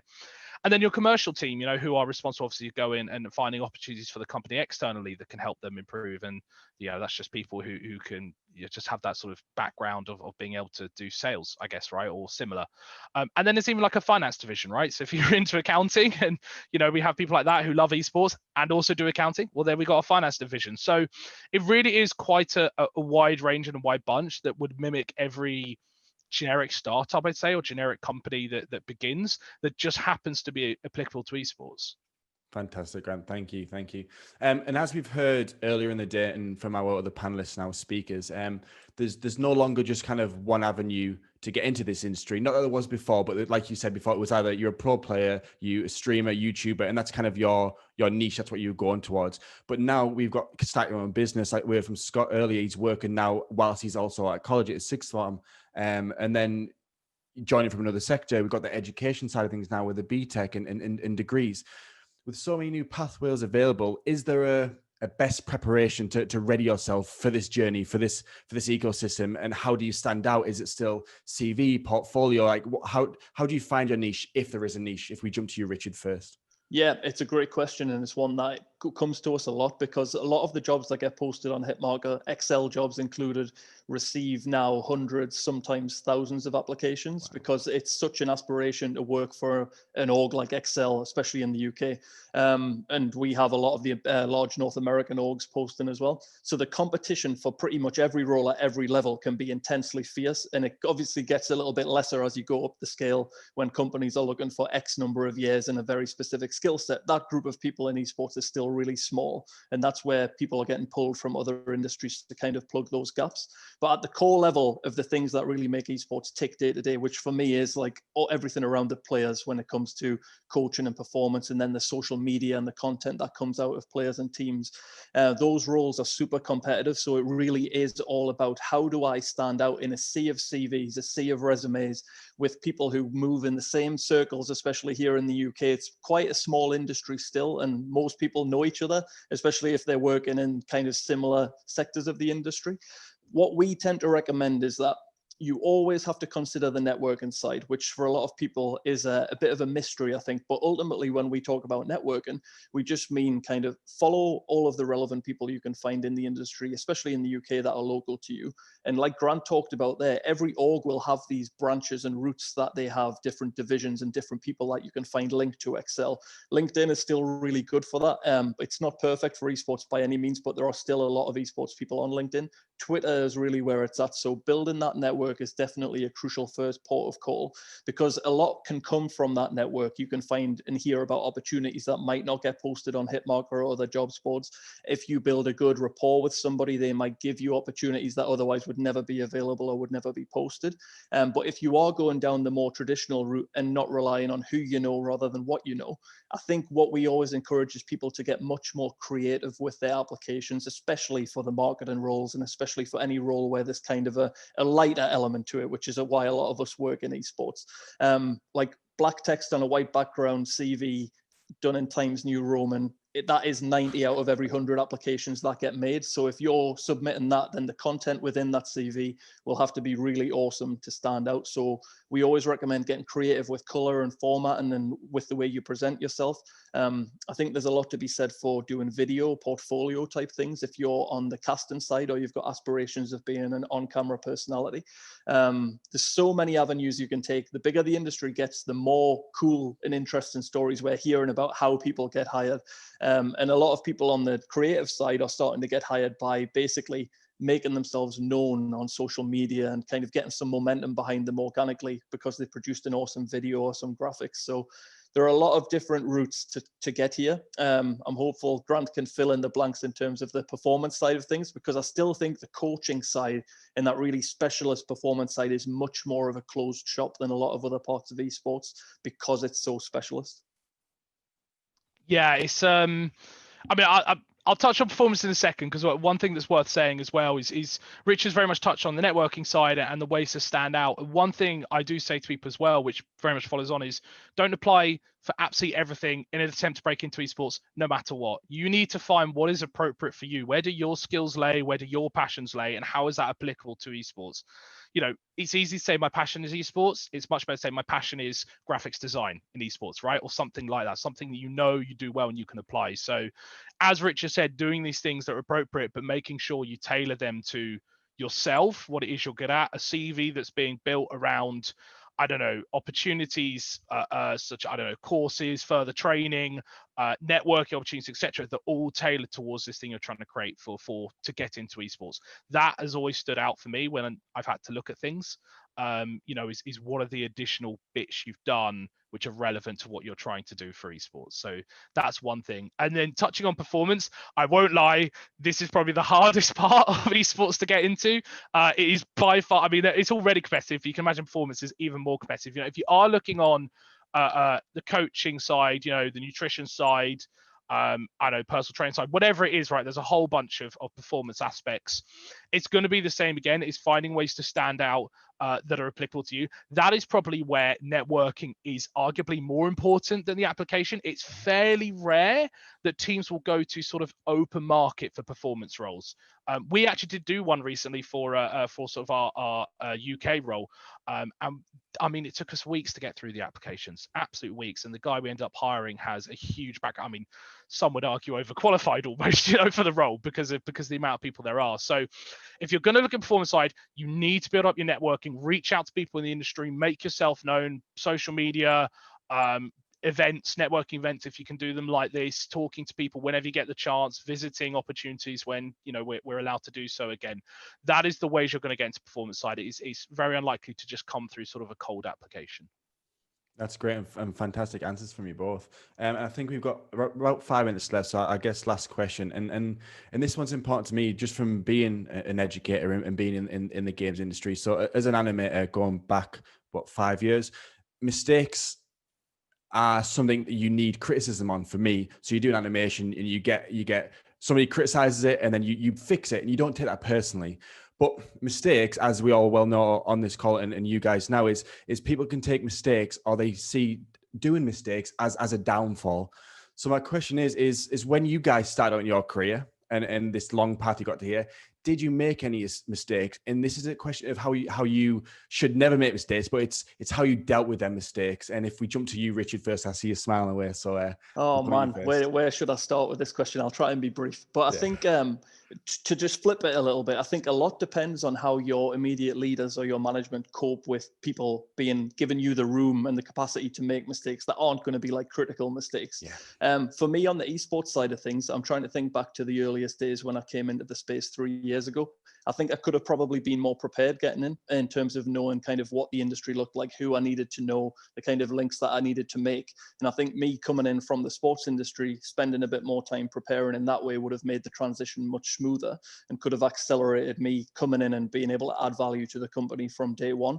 I think I brought a lot of other skills and abilities from the previous roles that I've had, but I think a lack of understanding of the esports market itself, especially in the early days of me being involved in the scene. Obviously, I've been a long time gamer, but I could never profess to being like an esports fanatic or somebody who'd ever even been to an event before I worked professionally in the industry.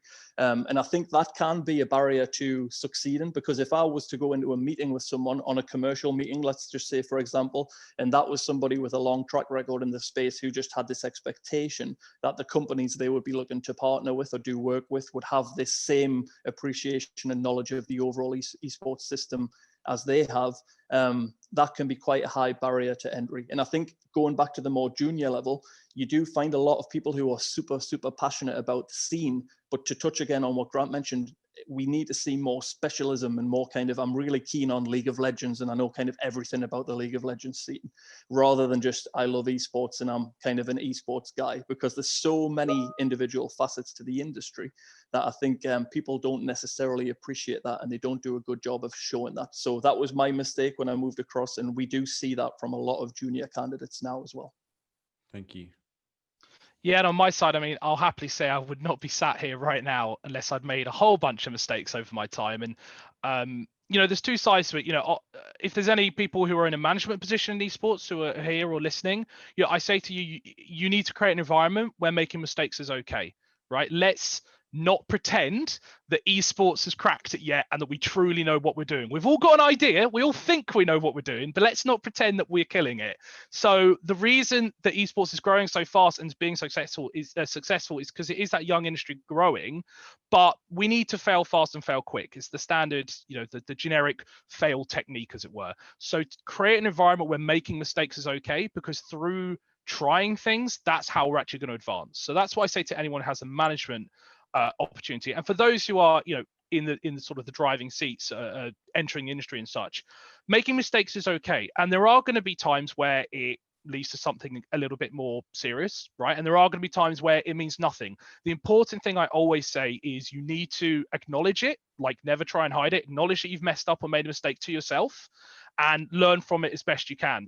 I don't pretend that I say that when I started off in the industry, my first job was in the performance side. I got let go after one split because I will happily admit I was awful. I didn't know what I was doing. No one was telling me what to do. You have to learn, right? And I got let go. And it was only through then I went, okay, this is what I did right. This is what I did wrong. I understand why I've been let go now, and asking for feedback even after being let go. It's going to be up to you. No one's really going to teach you this industry because, again, no one truly knows the answers yet. So fail fast, fail quick, learn from your mistakes and acknowledge them is the best advice I can give. Fantastic. And we've got a few minutes left. So just one fun question to end it on, I guess. And I guess it's kind of what you wanted to be doing in the esports industry and what your job actually entails, like the difference between actually I'm going to be an operations manager, this is what it's going to be like, to actually hold on, this is what it's actually like. And if we jump to you, Richard, to start it off. Yeah, I'll be quick here. I think the interesting thing for me was that I didn't even know it was a possibility to work in competitive gaming or gaming until I was in my late 20s, which is ridiculous. The kids now have a much better opportunity than we did back when we were in school and we didn't know that this was a possible avenue. So that is all I can say. I would never have expected to be in this industry, and I'm happy that I'm here. So the actual day-to-day facets of the role haven't changed much, but the industry definitely has. Fantastic. I mean, obviously pro player, right? No, no. So for me growing up, like I always loved watching, I was a huge football fan. So I loved watching Sir Alex Ferguson and Jose Mourinho and people like, I was always fascinated by managing teams, like not necessarily coaching, but managing teams. So I always wanted, when I got into esports, was to have the opportunity to create and evolve teams and create performance structures and things like that. And I've been lucky enough that I've had the opportunity to do that. But funnily enough, since I've done that more and more, I've realized that I'm actually slightly better suited to more direct operations for a company, which is just my background. So yes, I'm lucky I got to do that, but also, again, which I say to everyone, it's important to realize where your skills lay that are applicable to esports. I've tried to make a point to transition across to that. That's perfect. And I want to say thank you so much to you both. And we hit our time now, so thanks again. And over to you, Elliot. Thank you, guys. Just before you guys disappear, if you wouldn't mind, there's a question in chat. What would you say are the best companies / people to follow? It would be great to have a list of companies so that we can research and show our students. Do you guys have any input on that? I'll hand over to Grant since you unmuted first.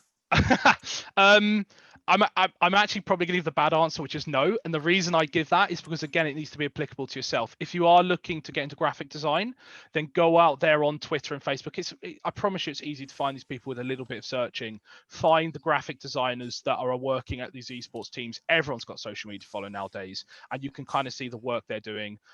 If it is on performance, go and find the coaches. If it is at upper management, go find upper management. And even if it's speakers and stuff, you can go find the speakers. Everyone's online. Find what's appropriate to you and follow them. Yeah, I think that's a great piece of advice. What I would say, just to shill Hitmarker a little bit, is that while it's a jobs board, it can also be used really, really positively as a research tool, because we gather every single English language esports job that exists anywhere, and it is on Hitmarker. You can click through to the company pages, and those company pages typically have all of their social media links attached to them. And from there, you can do exactly what Grant has just said and kind of work your way down and find all of these different people at these different organizations. We try and make it really easy. So we would say start with the job title of the sector, which is what Grant said, go on a company level, and then go on an individual level. Very quickly, you'll be able to build out follow lists across multiple different sectors and different employments. That's fantastic. Thanks ever so much, Gary, Richard, and Grant. It's been a pleasure having you on. Really fantastic, concise answers there from all of you. Thank you ever so much. All right, everybody. We are a little over halfway through. We are just going to take a short break. We'll be back in about 5 minutes time. So please do go grab a drink, go to the toilet if you need. And we'll be back in about 5 minutes with our topic sessions, which are going to be mostly from British Esports staff with a little few extra guests. But yeah, please don't go anywhere. See you soon.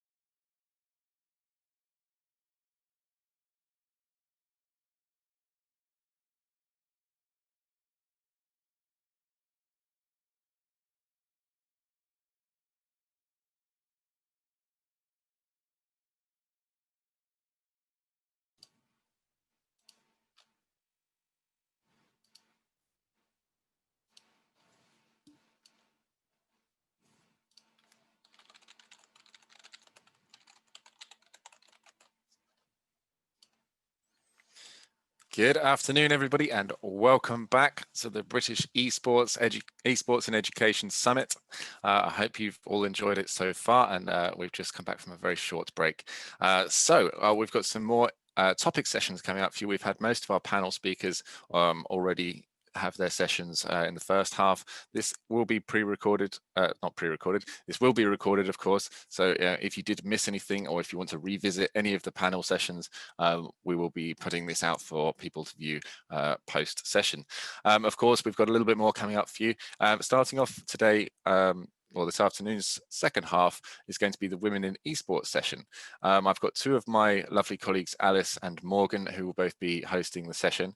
And I'm not sure, but I think Maria Stukov will also be joining us, if I'm correct, who you may have seen in the first panel sessions with Andy Meir.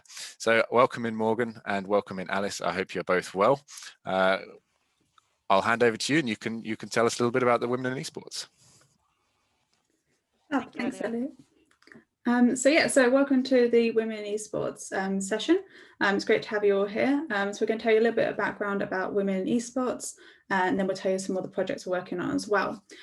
So Women in Esports was started in late 2019 as a campaign to celebrate women within the esports industry, and it was primarily content focused, so looking at such as interviews, videos, top tips from a variety of different women across the industry. So our content celebrated the fact that although esports unfortunately is still seen as quite a male dominated workplace environment, there's many fantastic women out there in a variety of different roles, whether that's behind the scenes or if it's in a public facing roles as well. Our content proved to be very successful, and it's allowed us to develop the campaign into an initiative. Throughout this initiative as well, we developed our Women in Esports Committee, which has 13 members, and these members all come from a variety of different perspectives throughout the industry and different roles, which allow us to get a different unique perspective and knowledge of different areas. So this also makes sure that we're getting a variety of viewpoints and not just focusing on our own. The initiative is led by myself and Morgan Ashurst from British Esports Association, but we do follow the guidance and support of our committee members, observers, and also just other contacts we have throughout the industry to make sure that the initiative is going to be successful and it's moving in the right direction. Some of our key aims that we have are to promote inclusivity and diversity throughout the esports industry and create different opportunities, to stop objectification of women, and also to create a safer community, workplace and event space as well. So now we're nearly a year into our initiative, and we have been focused on a lot of different variety of tasks and projects. However, we do need to start having more of a strong focus on our core aims and goals to make sure that we are tackling these. However, they're much larger sort of challenges to overcome. So we do hope to push us forward with our different projects, which Morgan is going to go into a little bit more detail now. No worries. Thank you very much, Alice. So to start off talking about the projects, one of our core focuses since the beginning of Women in Esports has been around data. And why data is important to us at Women in Esports is not only to measure the success of what we're doing, but also when it comes to promoting inclusivity and diversity throughout the esports space. So there's three different approaches we have to data at the moment, one of which is speaking with publishers to try and find out more about player base and how many people are actually partaking in the esport titles we've all come to know and love. In addition to this, looking at tournament organizer pages and how many women are not only signed up to the pages, but how many are actively competing and taking part in the different tournaments that they host. And finally, looking to collaborate with Hitmarker in the near future at creating a UK esports census to try and work out who exactly, what makes up the UK esports industry.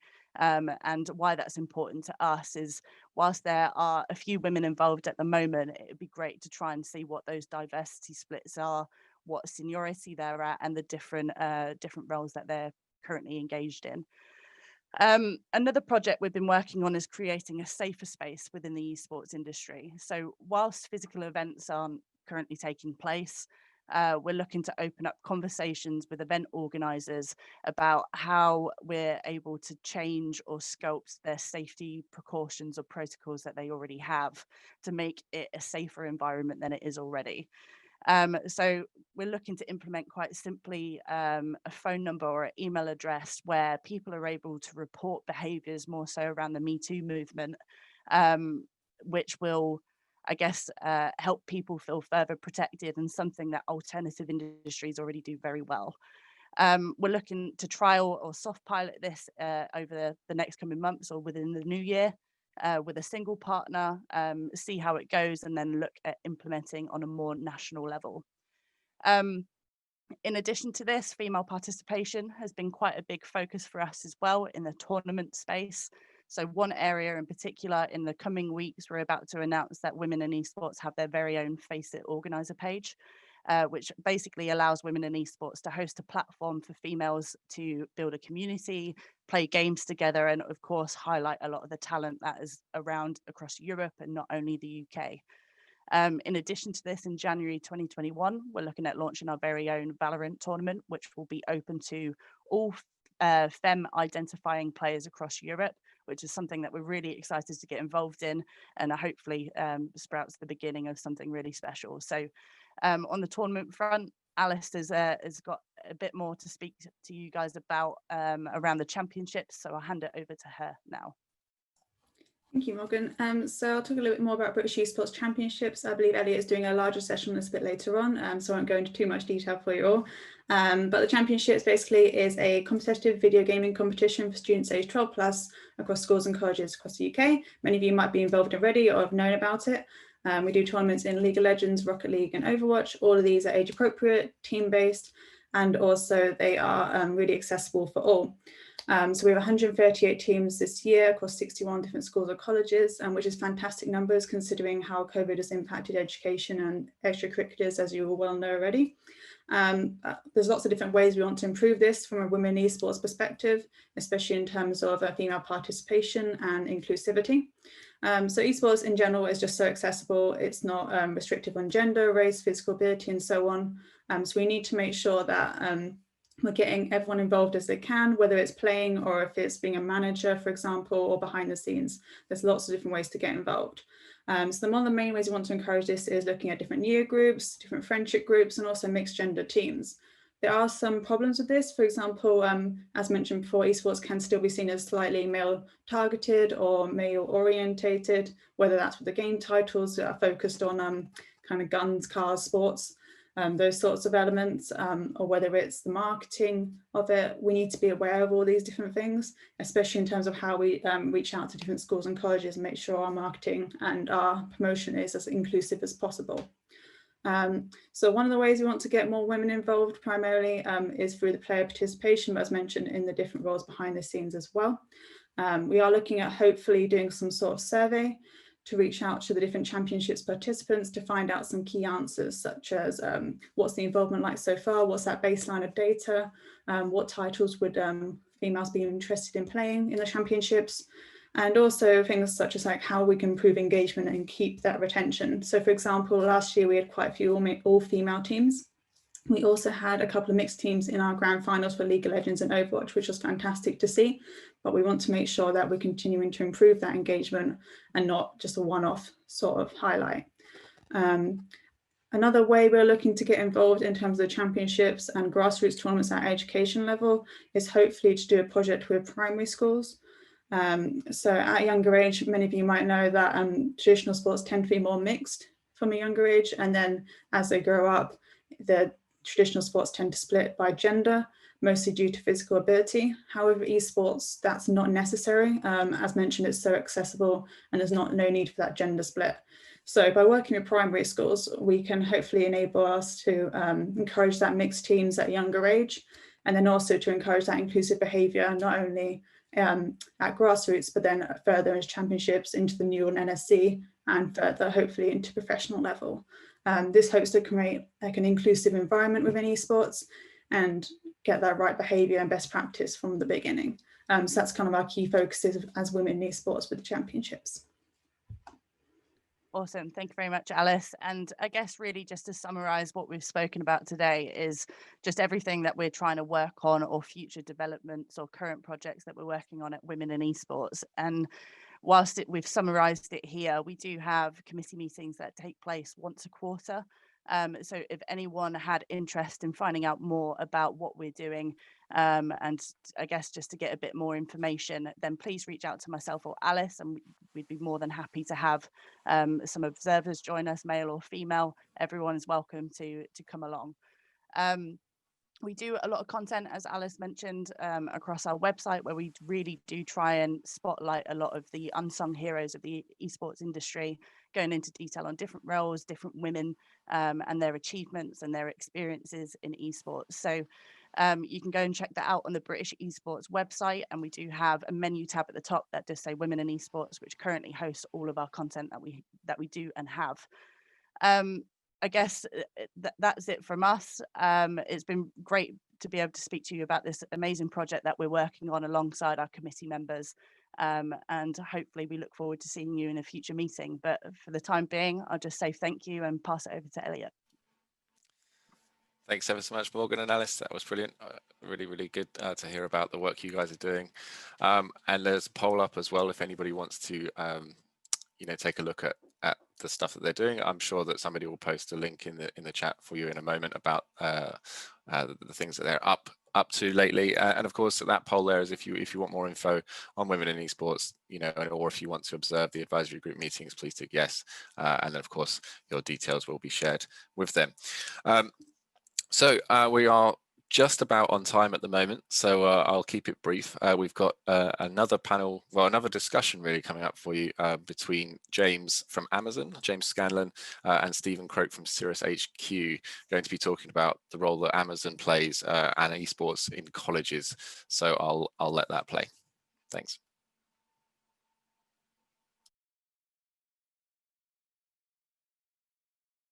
Okay, hello and good morning, everybody, or afternoon or evening, whatever the time is for you there. My name is James Scanlon. I am a Specialty Solutions Architect for End User Computing here at Amazon Web Services. During this very brief session, you will learn about transforming your workforce with Amazon's virtual apps and desktops as a service. Most of the session will focus on providing a brief understanding of the virtual apps and desktop services, including some capabilities, some benefits to your organizations, and then wrap up with a quick demo, some pricing, and some next steps. So, our answer to traditional VDI is Amazon's virtual apps and desktops as a service, which provides both persistent and non-persistent virtualized Windows apps and desktops, delivered as fully managed cloud services at scale, with the high reliability, security, and control that you expect from the AWS cloud. Customers considering a workforce transformation typically begin with identifying the key use cases for those improvements. There are 6 common use cases we found common with our customers, but with the COVID pandemic, the focus has shifted slightly in some of these areas and verticals to predominantly the 3 use cases at the top. For example, supporting flexible remote working, so your staff can pick up and work from home, from a beach in Bali maybe, but depending on the rules. But also companies are also looking to enable a more agile method of access, where you don't have to worry about provisioning physical devices and mailing them out to end users, and reducing the barriers to technology adoption. And the third use case as well is sort of reducing the design engineering and computing costs, and not just for design engineering, but also for just costs in general in IT, really. And they're using our services because there's no minimum commitments, there's no lock-ins, and if you deprovision your infrastructure or you stop using it, then you stop paying for it, which is perfect for things like this unpredictable workloads at the moment with COVID and so on, but also holidays, weekends, Christmas. Turn the infrastructure off or deprovision it, stop paying for it. So, unique to Amazon, we provide a fully cloud-managed VDI service, enabling the global scale, reliability, and security our customers demand. With Amazon's virtual apps and desktops, one of the traditional virtual desktop infrastructure complexities is abstracted away, enabling organizations to quickly design, provision, and centrally manage their users' virtual apps and desktops at the image and policy control level, So these two orange bits here are all you need to focus on when you use our virtual apps and desktops as a service. The image management, or the apps and the things that you put into your instances, and directory services and policies, which is basically who gets what and when and where and how.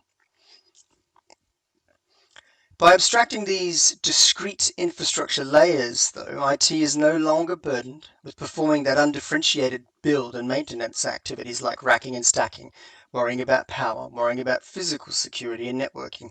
All of the stuff here on the left in blue is managed by the service and by AWS.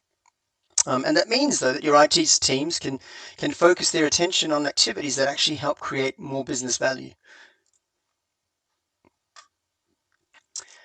With Amazon's virtual apps and desktops, we've accumulated years of proven experience. Workspace, for example, was released in March 2014.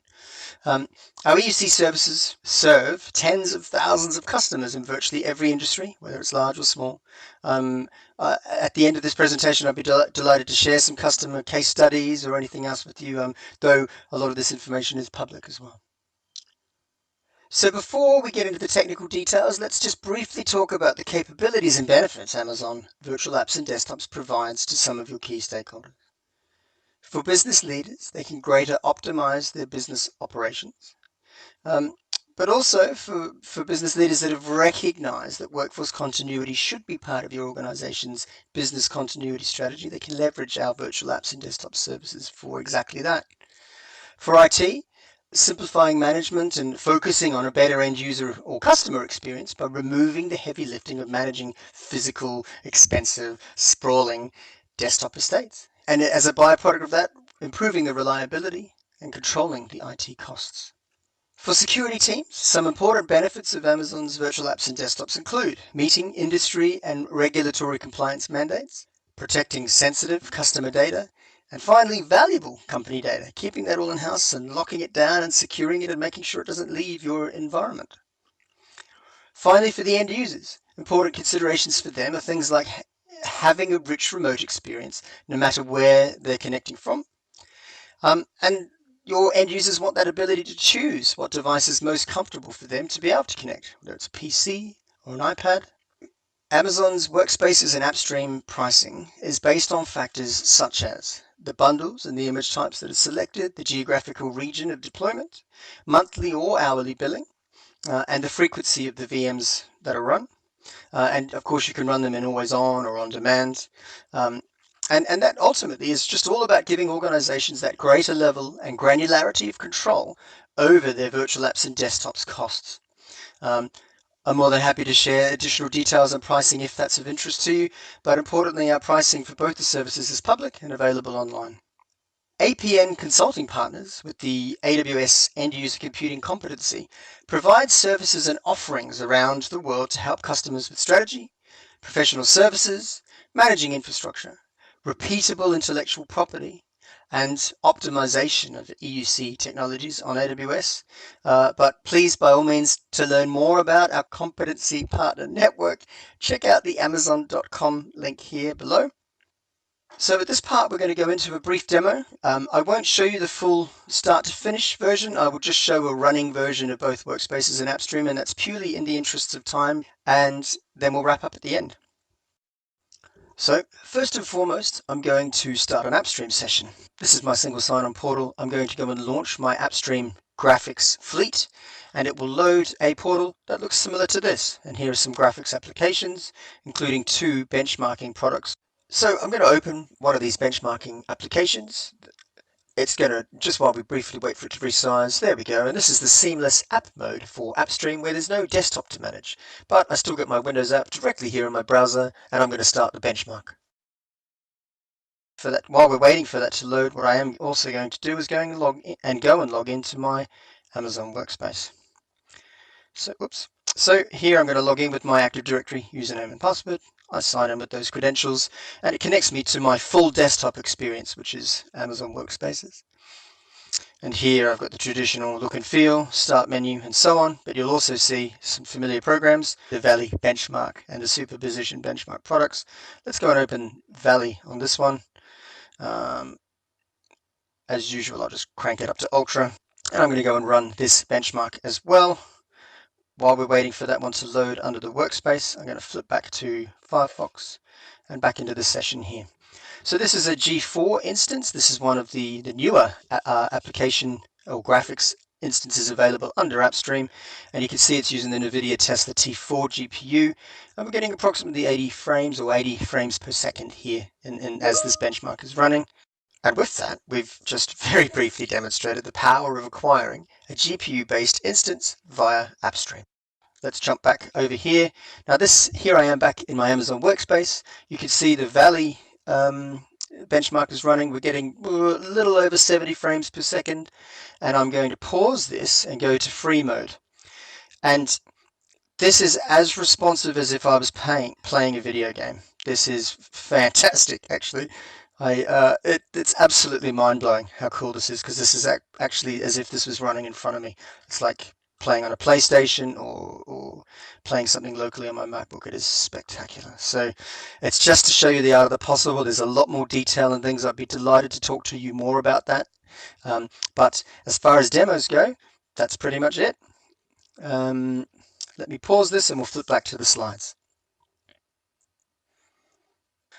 So there we go. I hope that's been of use to you. I hope it's been interesting. There are some links here where you can explore some more about our end user computing services and actually go and utilize the free tier for Workspaces or AppStream, and learn more about Workspaces and AppStream with some of our videos and white papers. Alternatively, you could reach out to your AWS account managers, any partners. You can reach out to myself directly, and we could set up a deep dive and look at specific use cases that might be relevant to you, or maybe even get started with a proof of concept. I very, very much appreciate everyone's time today. Thank you so much for listening, and enjoy the rest of the day. All right, so thank you very much. So just moving swiftly on, we've got not so much time left. I'm just going to finish up with the last segment here, really talking about the British Esports Championships. Now, this is obviously something that we're very passionate about. It is our vehicle to engage students, schools and colleges across the UK. And I know Alice touched on it a little bit, but I'm just going to kind of briefly give you a slightly deeper rundown of how the championships operates. So first of all, what is it? It is a national league. Anybody in the UK can take part. We take any students who are 12 plus, as she mentioned, and who can play is basically anybody who's in full-time education in a secondary school, FE college, or an AP school. As soon as you move into kind of the higher education, then at that point you move on into the university tiers and participate there. But we run it through the secondary school compulsory education scene. We're looking obviously to include as many schools and colleges as possible. The British Esports Association was founded in 2016, didn't really get off the ground until 2018, had a very successful first pilot with I think it was about 8 schools, and then has been just doubling numbers ever since. Alice mentioned, we've got 138 teams participating in this season. Obviously, that's been impacted by COVID as well. We were expecting even higher numbers than that, across 61 unique colleges and schools as well, which is amazing. So fingers crossed, when now that the sort of vaccine has been announced, and as we come into the winter split, which is the spring split, which is after New Year, we'll be looking at some more positive numbers. So what are the benefits of participating in the championships? Obviously, you're partaking in school, so you're making new friends. There's a lot of intrinsic value. You've got your character development. You're growing up as a student with your peers around you supporting you. Leadership, teamwork, communication, social skills. You're also learning about yourself, in ways that you might not necessarily think are things that you can learn in school. So things such as resilience, like learning to win and win appropriately, not be a sore winner or a sore loser. Obviously, as you've heard from Tom and Cindy, there's a huge amount of links into STEM and STEAM subjects, digital skills and digital literacy.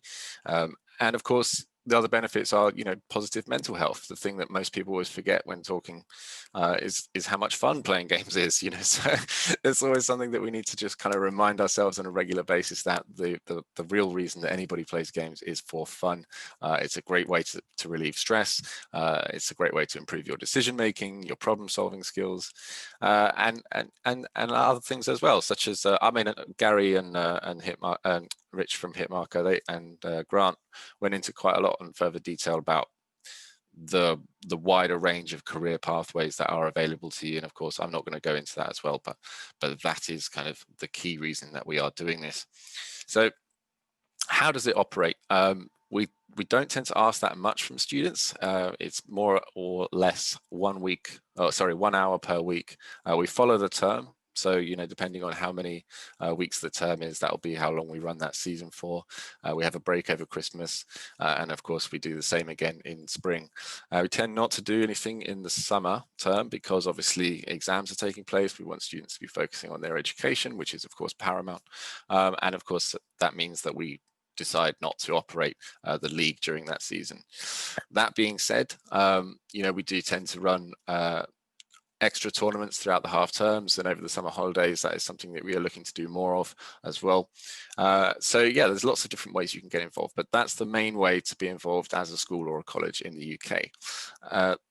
The best way to do this, if you want to find out more, is obviously you can talk to any of our staff. Myself and Alice are both schools and colleges liaison officers. So that is our job, is to literally, talk with you, facilitate the process to involve you in the championships as a school or college, and bring you into the fold. So why would you do it? What are the rewards? From a student perspective, I think you've heard from Scott saying, how valuable his time was, last year before COVID hit, learning about all of the different age group gaps that were bridged with his school. Not to mention the fact that, you've got this excitement of playing a match every week and then watching that leaderboard update, seeing your team rise or fall, depending on the results. Making friends, that's a huge one as well that is often overlooked. You might end up meeting people who you would not necessarily be in the same circle of your friendship group. It breaks up these cliques that tend to form, it's particularly when you're in a secondary school, these cliques of groups. And so that's quite a nice thing as well for us to witness as members of the British Esports Association. On top of that, there are some sort of more physical rewards. We have, trophies, jerseys. I'm wearing some merch at the minute, but if you're winning the championships, we get your brand new custom-made jersey for every member of your team. And then, of course, we have some unique experiences as well. So there might be some in-game rewards, plus some potential live experiences. Last year we had, was it last year? No, not last year because it was cancelled. The year before we had the teams take place in Insomnia, Insomnia 64. So that was amazing. The kids loved it. They got to go on stage and play in front of a live audience with the whole production crew, the shoutcasters, professional teams working around them, and have that experience on stage, which is something that you can't really buy, and that's the kind of great rewards we want to offer to people. So I do want to touch on one more thing as well, which is the AP champs. I don't want to gloss over that too much. It's just very brief. We ran 2 successful tournaments, which were just for alternate provision schools across the UK. The second one, unfortunately, we had to cancel midway through the season or towards the end of the season due to the COVID hitting, and unfortunately none of the players could continue to play from school. But that has been an amazing source of, fantastic stories, character development, confidence building, and just to see these students who are, either suffering, from mental challenges or physical challenges, overcome those in a team and in an environment where they are trying to overcome those via esports has been fantastic for us as the British Esports Association. So I'm just going to wrap up now, really, because we're running very close to time. But if you do want to get involved with the British Esports Championships, there is a ton of information on our website. You can look at a load more case studies, which is britishesports.org, and also the Champs website, which is britishesportschamps.org. So if you wanted to check out just the Champs, go to there. And if you want to find out a bit more about the association, please do head over to britishesports.org. There is a poll up as well, so please do vote. And of course, your information will get passed to us if you are interested, whether you're signed up or planning on signing up. Please do let us know. So that more or less ties up the Esports in Education Summit. I've been Elliot Bond. I've been really proud to host this event for you guys today, and I hope you've all enjoyed it. It's going to be a few more minutes with Chester, who's going to sign off the session. Chester King is my CEO, and the CEO, well, not my CEO, he's the CEO of British Esports, but please welcome in Chester King to wrap up, and then of course we will have a Q&A for anything that we've missed throughout the session today. Thanks a lot, Elliot. You've been fantastic today. Hi, everyone.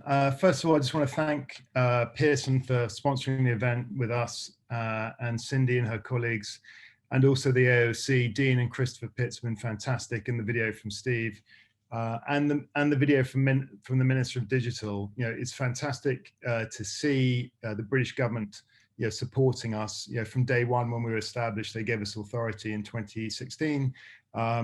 So, you know, their passion for esports has been continuing. I'd also like to talk about, you know, what's going to be happening in the future. You know, we've had a great cross section today, you know, with some key elements that hopefully you can advocate and pass on to your students, and also hopefully take advantage of the BTEC and take advantage of the championships that we've got. But just future gazing, you know, everyone asks me about the future of esports, and I always say, well, we're at the beginning of esports.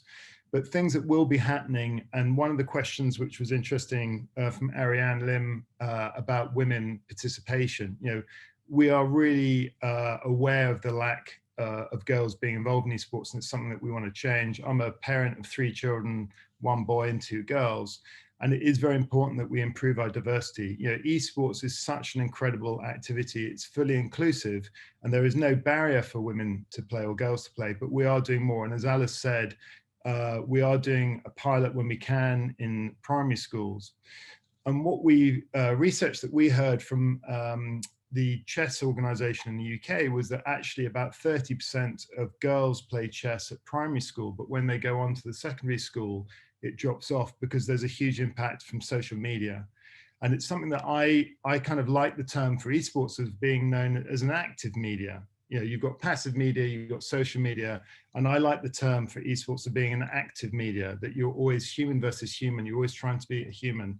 And I'm very passionate about esports. So things that will be happening in time will come around when we've got, as Elliot said, we've got these championships and we're creating heroes, but we do need more heroes to kind of stimulate more interest in esports. And we'd like more female heroes as well in particular.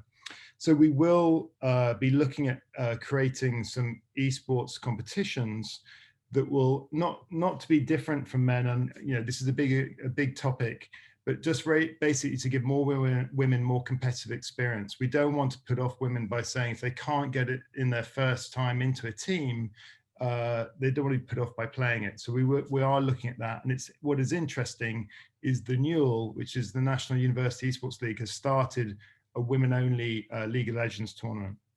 And what will be happening at an international level is you will be seeing more tournaments that will be an open tournament and a women tournament. So I know next December in China, there will be a new international esports tournament where League of Legends and League of Legends Female League will be happening. And this is important for everyone to know that we're now at the beginning of international tournaments. So we as an association will be working with the publishers and working with the UK communities to create British teams to go and compete internationally on our behalf. You know, it's really exciting times. And I know the announcement was made last week about the Global Esports Games, of which we're a member of the Global Esports Federation. But there will be, you know, these opportunities for us to create our own heroes in the UK. So I just wanted to thank everyone who's participated, especially giving up their time this afternoon, but also talking about that we are early doors. And I really, you know, I like the term of trailblazers. There's some fantastic colleges that are making a real effort. to do this. So I'm going to go through a few questions. I'm just looking here. We've answered most of them online. One's just come in. Yeah, so one of the questions about the AIM Awards. So we did speak to AIM at the very beginning, but we've actually signed an exclusive with Pearson now for the next 5 years. So we unfortunately can't talk to AIM anymore. And then our technicians have hit some issues of network firewall to be able to run in school. Yeah, so we will be introducing around safeguarding a new software which should be coming out at the end of the year, which is basically a new portal to help create a safer environment for children under 18 to play esports. And we've been working with the NSPCC, YOTI, and an organization called Go Bubble, which is a government approved organization. So it is something that we're fully aware of about online safeguarding, and we are kind of groundbreaking in our new policy that we're creating with NSPCC. So that is something that we'll be doing, and we will be creating some more advice about how to deal with issues on network and firewall. I'm just looking now at some other questions. Yeah, so with regard to other qualifications, obviously we've got a level 3 and a level 2, and we are working on different levels as well as one of the questions in the chat was around reskilling adults for more vocational skills. So we are going to be working on that, and there'll be some announcements from Pearson's coming up soon. And one thing which will be happening actually next week is there's going to be a big announcement from us that there'll be a new university in the UK, in London, which will be specializing in esports business and helping youth not only with their passion for esports, but learn skills, business skills, to help become their own entrepreneurs. You know, Dave Martin talked about earlier that he had seen a number of business plans, but there was a number of skills that were missing, and that we hope that by studying BTEC and then going on to higher education, different degrees and universities, that children or youth will see that there's career pathways, and there's also education, obviously, pathways as well. I'm just seeing on the questions, here you go.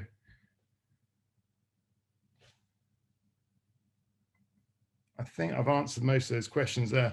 One thing I'm going to talk about is just about what's happening with regard to the IOC and the Olympics as well. So we sit on the IOC's Esports and Gaming Liaison Group. And it's been a big chat for the last 2 years since it was founded about, you know, the relationship between esports and sport. And under UK law, esports is classed as a game like chess and bridge. And we're very happy with that, because the last thing we'd want is children to say to teachers and parents, well, I don't need to do physical activity because I'm playing esports. You know, I've done some esports during my lunch break and stuff. With regard to the IOC's approach, is they want to share best practice. You know, how can we learn from sports, and how can esports learn from sport, the other way around, of best practice? How can we create a balanced life? How can we share good values?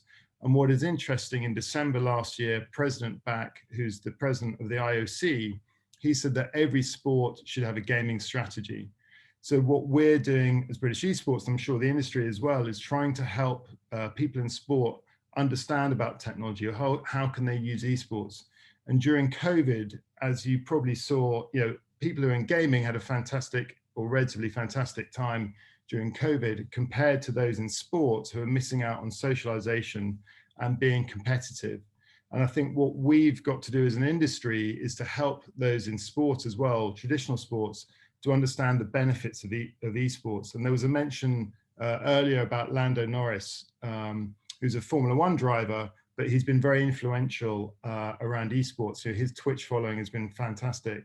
So again, you know, we're going to see this emergence, as I think Professor Andy mentioned, about between sport, life, and esports. You know, everyone is gaming, and what we're just trying to do, our part, is trying to create structure and standards that will help youth develop in a safe environment. I'm just checking, so I'm trying to double task here if there's any more questions.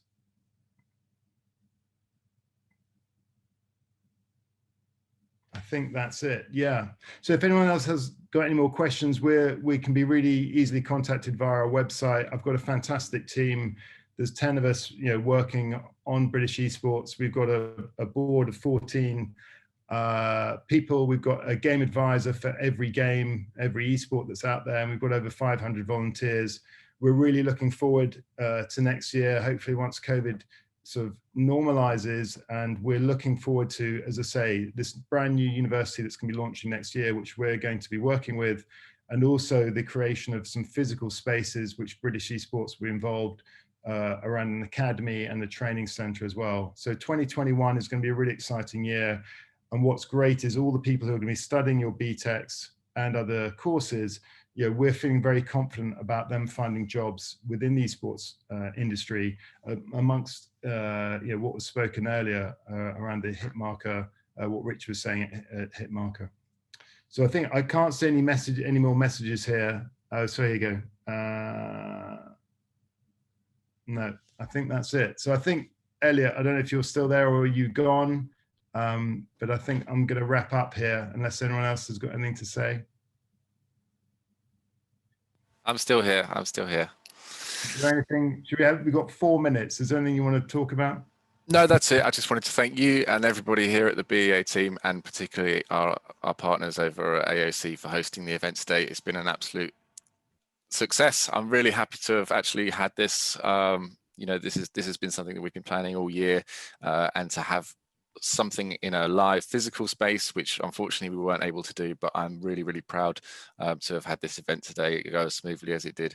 I think we had over 100 attendees at one point, which is something that we couldn't have done in a physical space. So it's been an absolute pleasure. I want to say thank you to each and every one of our panelists who gave up their time today and came and shared their wisdom with us. And of course you, Chester, for running a great organization that you do, and everybody who's involved in it. So thanks again. Thanks a lot, Elliot. And I think just to confirm, we will be doing obviously this summit next year, and hopefully it will be live, or we might be live streaming it as well, so that we can cover both aspects of life. Great, thank you very much. I think the AOC events team have done a great job. We're going to take over from now, is that right? I believe so, but if not, take care everybody and stay safe. Bye-bye.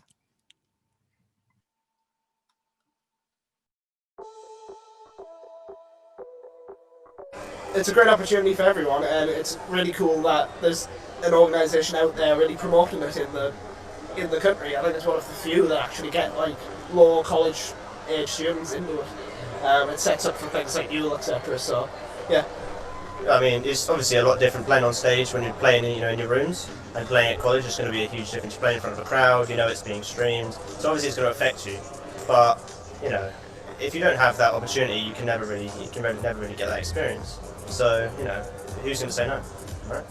So it's been good. It's really, really good. Well, it's good representation for the school, and you can find people in the school who you can make friends with, who have similar interests. It's good. To have the teamwork and the skills, to do something that you may not be comfortable with. For example, Nicky's the shot caller.